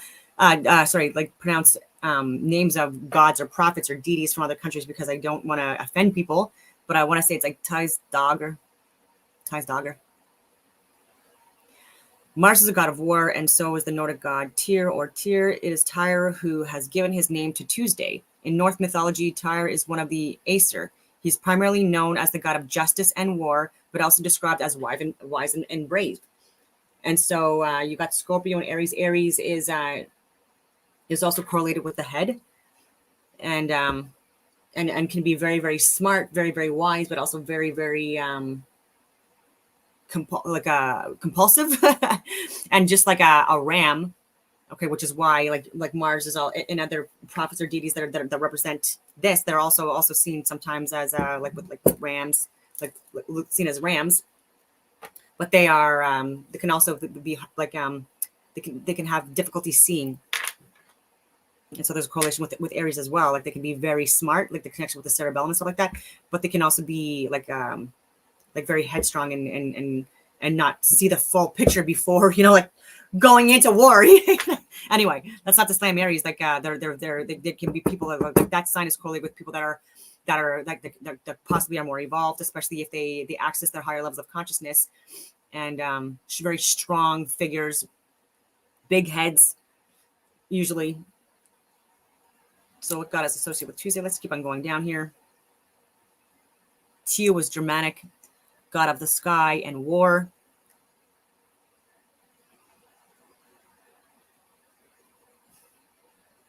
You got, Aries being a cardinal fire sign.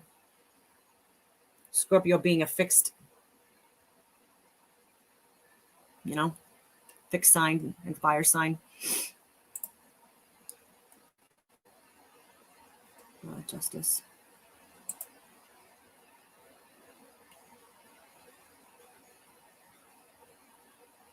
So Shiva seen from Moon Day. Shani, Satoshis.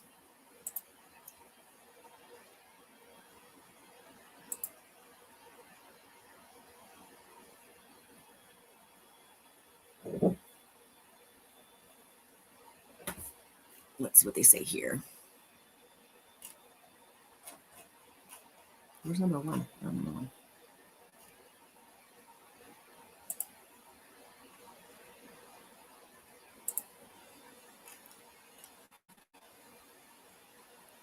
Lord Hanuman. Let's see. Let's learn more about this guy. I don't want to be pushed out. So I'm going to go.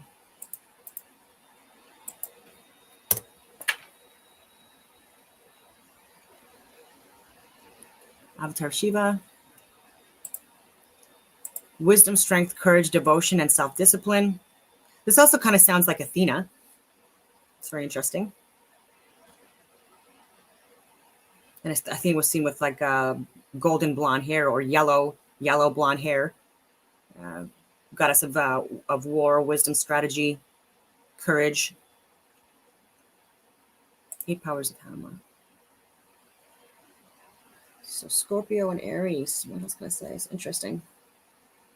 Scorpio. I talked about the head with Aries, and it's the reproductive organs, the sexual organs is that's the connection with Scorpio. And there's even salts, biosalts that I've talked about as well. 12 salts that are also connected to the zodiac signs, the astrological signs, which do matter.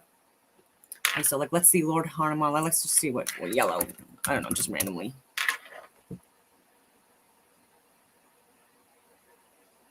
Okay, so yellow.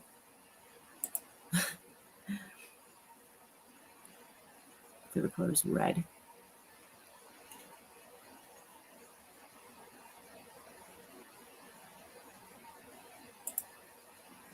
Red or orange usually. So maybe Lord Hanuman isn't a representation. Okay.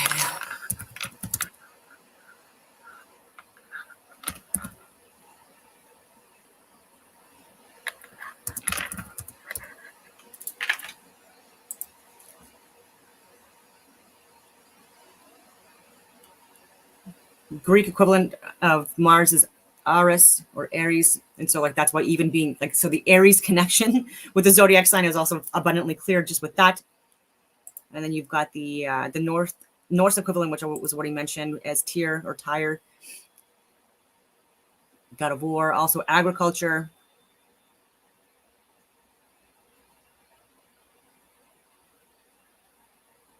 Yeah, so Aries is the start of spring, and Scorpio, yeah. Anyway.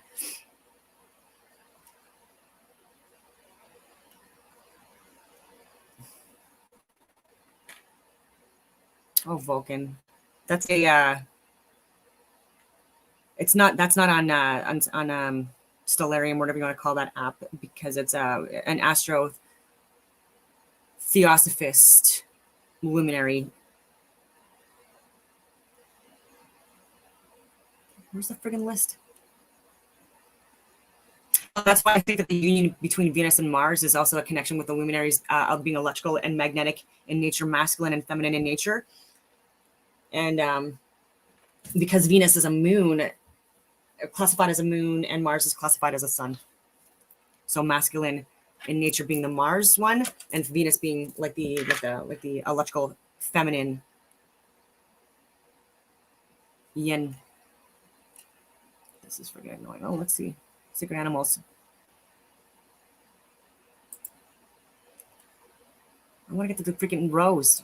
14 freaking rows. Where's the rows?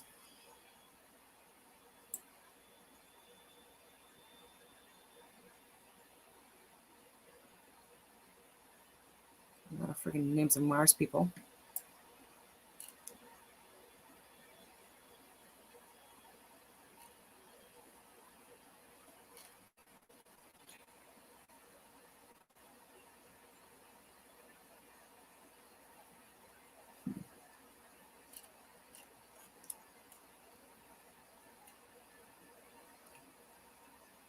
Okay, so there's Cariocesis or Casis, Nergal, Tyre. So it's annoying that I like showed it. I like it showing like the rows of the different names for Mars, and then like it's not giving it like in this like format. These are different.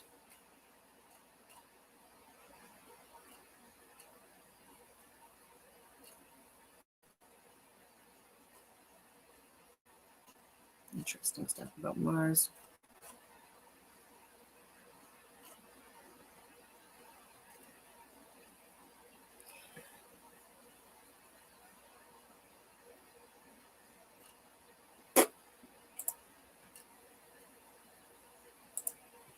Aries. What is the Latin name for Mars?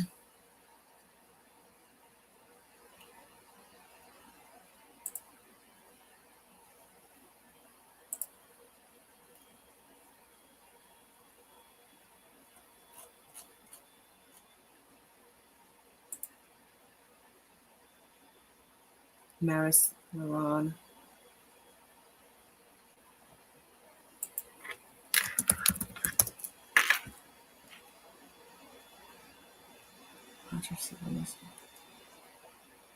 Okay, so like that's enough about Mars for now. I'm probably belaboring it right now. Okay, actually, I guess I can stop that screen now. Okay, so we're going on to the next row. You can go from top or bottom, like I just explained it from the top down. Like I don't know why, but as above, so below. Second chakra is correlated with the sacral chakra. Day of the week being Thursday, correlated with it, or Thursday, jeudi en français. And then the zodiac signs correlated with this row is Sagittarius and Pisces. Sagittarius being the positive, magnetic, radiating masculine energy in this, or zodiac sign, and Pisces being seen as the feminine, gravitational, electrical, feminine. I don't know if I already said that energy or zodiac sign. The element associated with it being tin, and Jupiter being a moon as well, has phases, and the color correlated with it being orange. And Thursday or Thursday, Jupiter and orange. I've discussed as well that there's like connections or correlations with Jupiter and the color orange. And so let me see here. I'm going to present. So I don't know if this is interesting to people. So Jupiter, other names. I'm going to share the screen with you just so that you can see, again, just some things that I go through. Lucius, it's god of sky and thunder, the king of the gods in ancient Roman religion. Different names of Jupiter, Jove, Lupitor, Lovis, Dispater.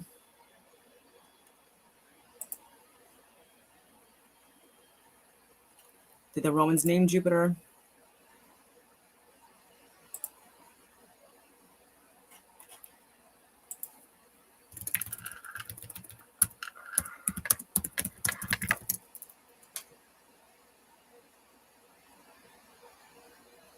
All good, all powerful.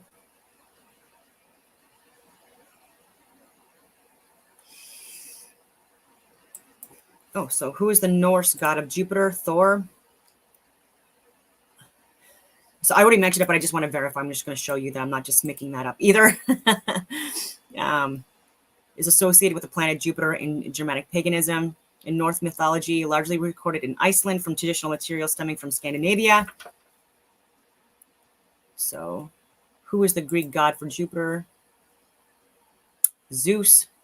And that's why I also believe that Zeus is not the sun or anything like that, but a moon, and especially if there's that connection with Jupiter.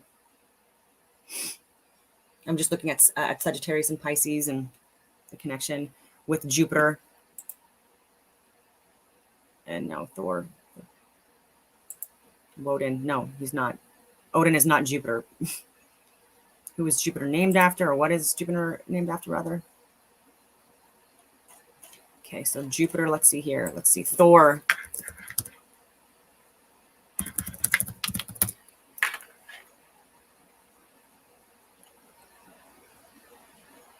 Any long, strong spirit, powerful soul, brave heart.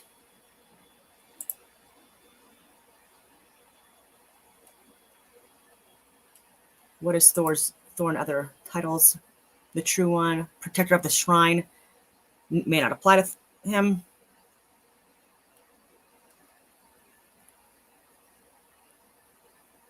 Thor. Okay, so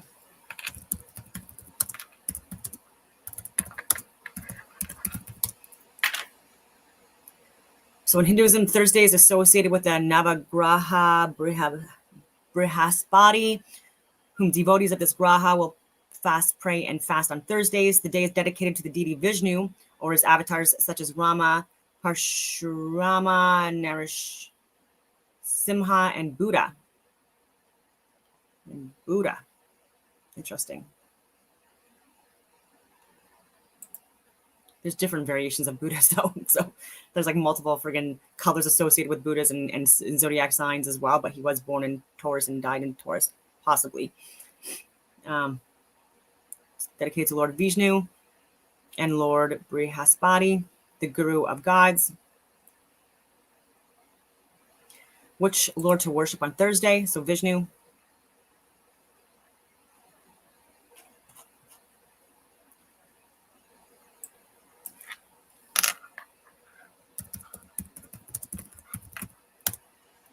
Oh. Oh, why do I keep on freaking... Some of the keys are not... Oh my god. Some of the keys are sticking. I freaking drop. So, Jupiter orange. So, what is the orange on Jupiter?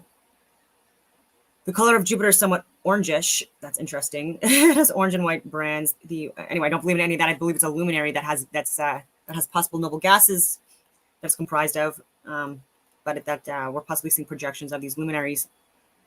They're being projected from other locations, from within the dome, but onto the dome itself, and then into our perception.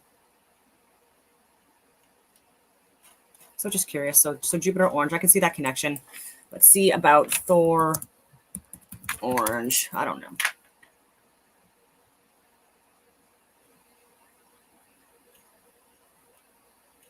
What does it say?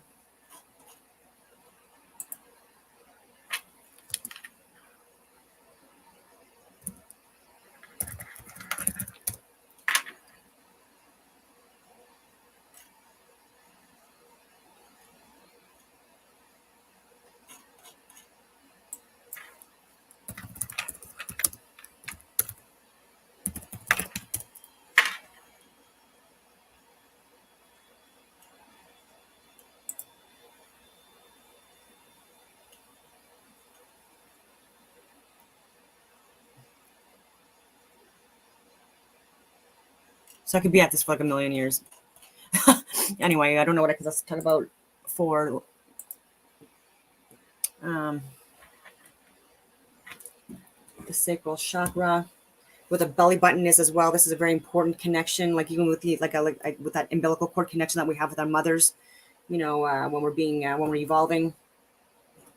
I believe that this is also a very sacred place or location that's not talked about enough. And the celiac plexus not talked about enough. So I can go down the list now to the first chakra, the root chakra, the day of the week associated with it being Saturday, Capricorn and Aquarius being the zodiac signs correlated with that day of the week, Capricorn being the negative, feminine, yin, gravitational energy, and Aquarius being like the positive, magnetic, radiating, masculine energy in that. The element associated with it being lead, the luminary, Saturn, and the color associated with it being red or infrared and violet. And Capricorn and Aquarius are during, especially in the northern hemisphere, during like the colder winter months, and where we see like within Capricorn on or around the 21st of December or the 22nd of December, if you're in the southern hemisphere, you have it where the sun is at its lowest point in the sky, and we have the shortest amount of day and the longest amount of night, and then for 3 days the sun, or 3.5 days, the sun stays at its lowest point in the sky, or it sets at the lowest point in the sky, and for those 3 days, 3.5 days. And then on the 25th, it rises again or starts its ascent. It's reborn. So that's why Apollo, Mithras, Dionysus, Jesus, Phoenix, and countless other figures are representations of the sun and its movement on the ecliptical path through the zodiac signs, moving 15 degrees every hour. So through each zodiac sign, every 2 hours, moving through a zodiac sign, and within 8 degrees of the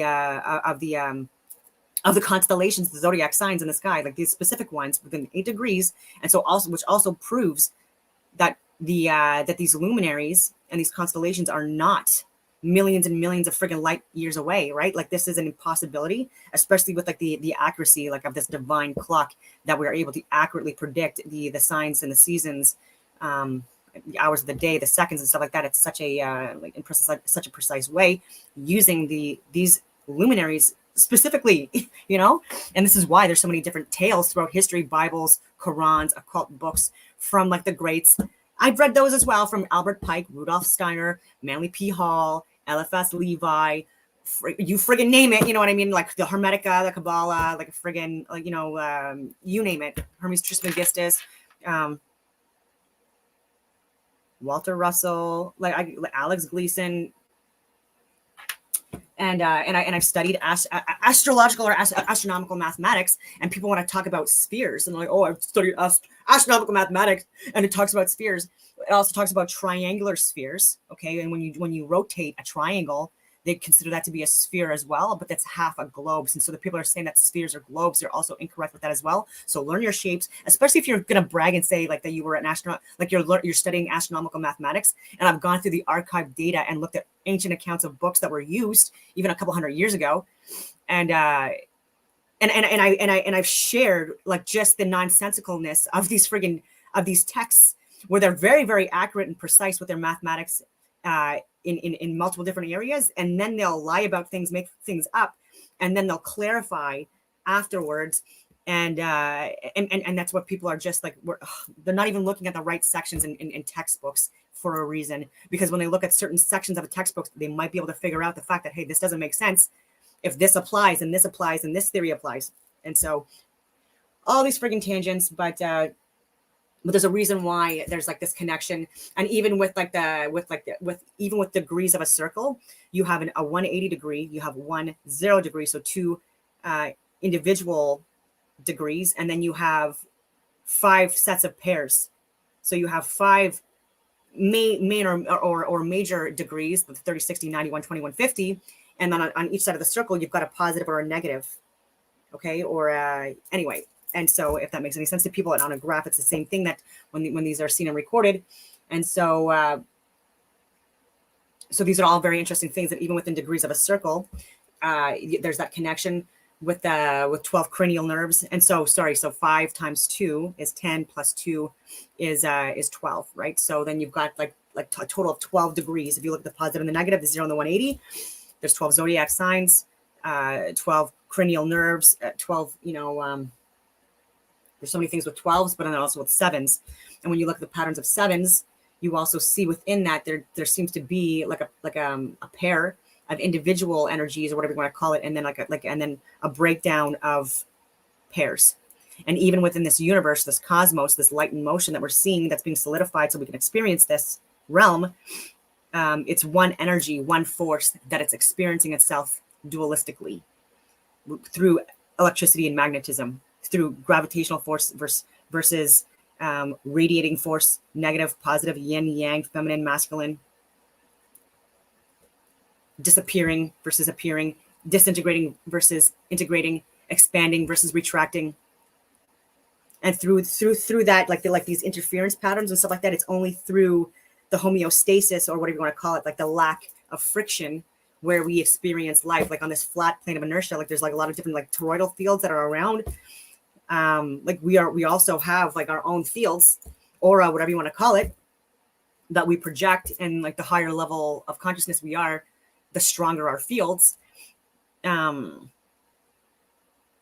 Yeah, we also are like access higher levels of consciousness when we have less interference within our own minds and bodies. So less stimulants, less chemicals, less pesticides, less neurotoxins, less friggin' like electrical magnetic interference within our environment that we can impact.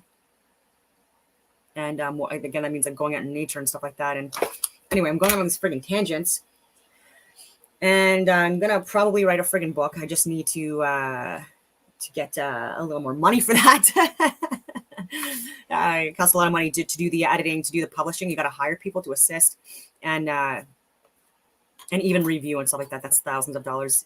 So even if you just get an editor that goes through a really well laid out book, that's still countless hours putting it together, and then absolutely still having to hire someone. It'll be at least a couple $1,000s at a minimum, and then taking it to get published, and then also having to pay for those expenses as well, right? And so I just a lot of factors to look into. But anyways, I'm going on all these tangents. I will leave it at that, and I hope that everyone has a. Oh no! Before I friggin' stop, sorry, my goodness, with Saturn, also known as Kronos,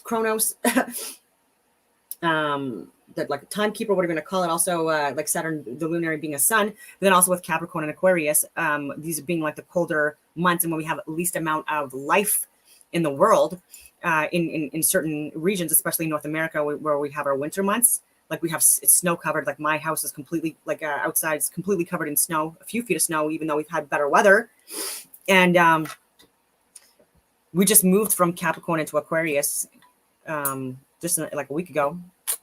And so you have this Satan figure that's being represented by Saturnalia. And the reason why this figure is like half goat, half human with like the friggin' horns and stuff like that is because like that's a representation of Aquarius, which this zodiac sign is represented by a human being, and Capricorn is always represented in certain zodiac in certain cultures as a goat.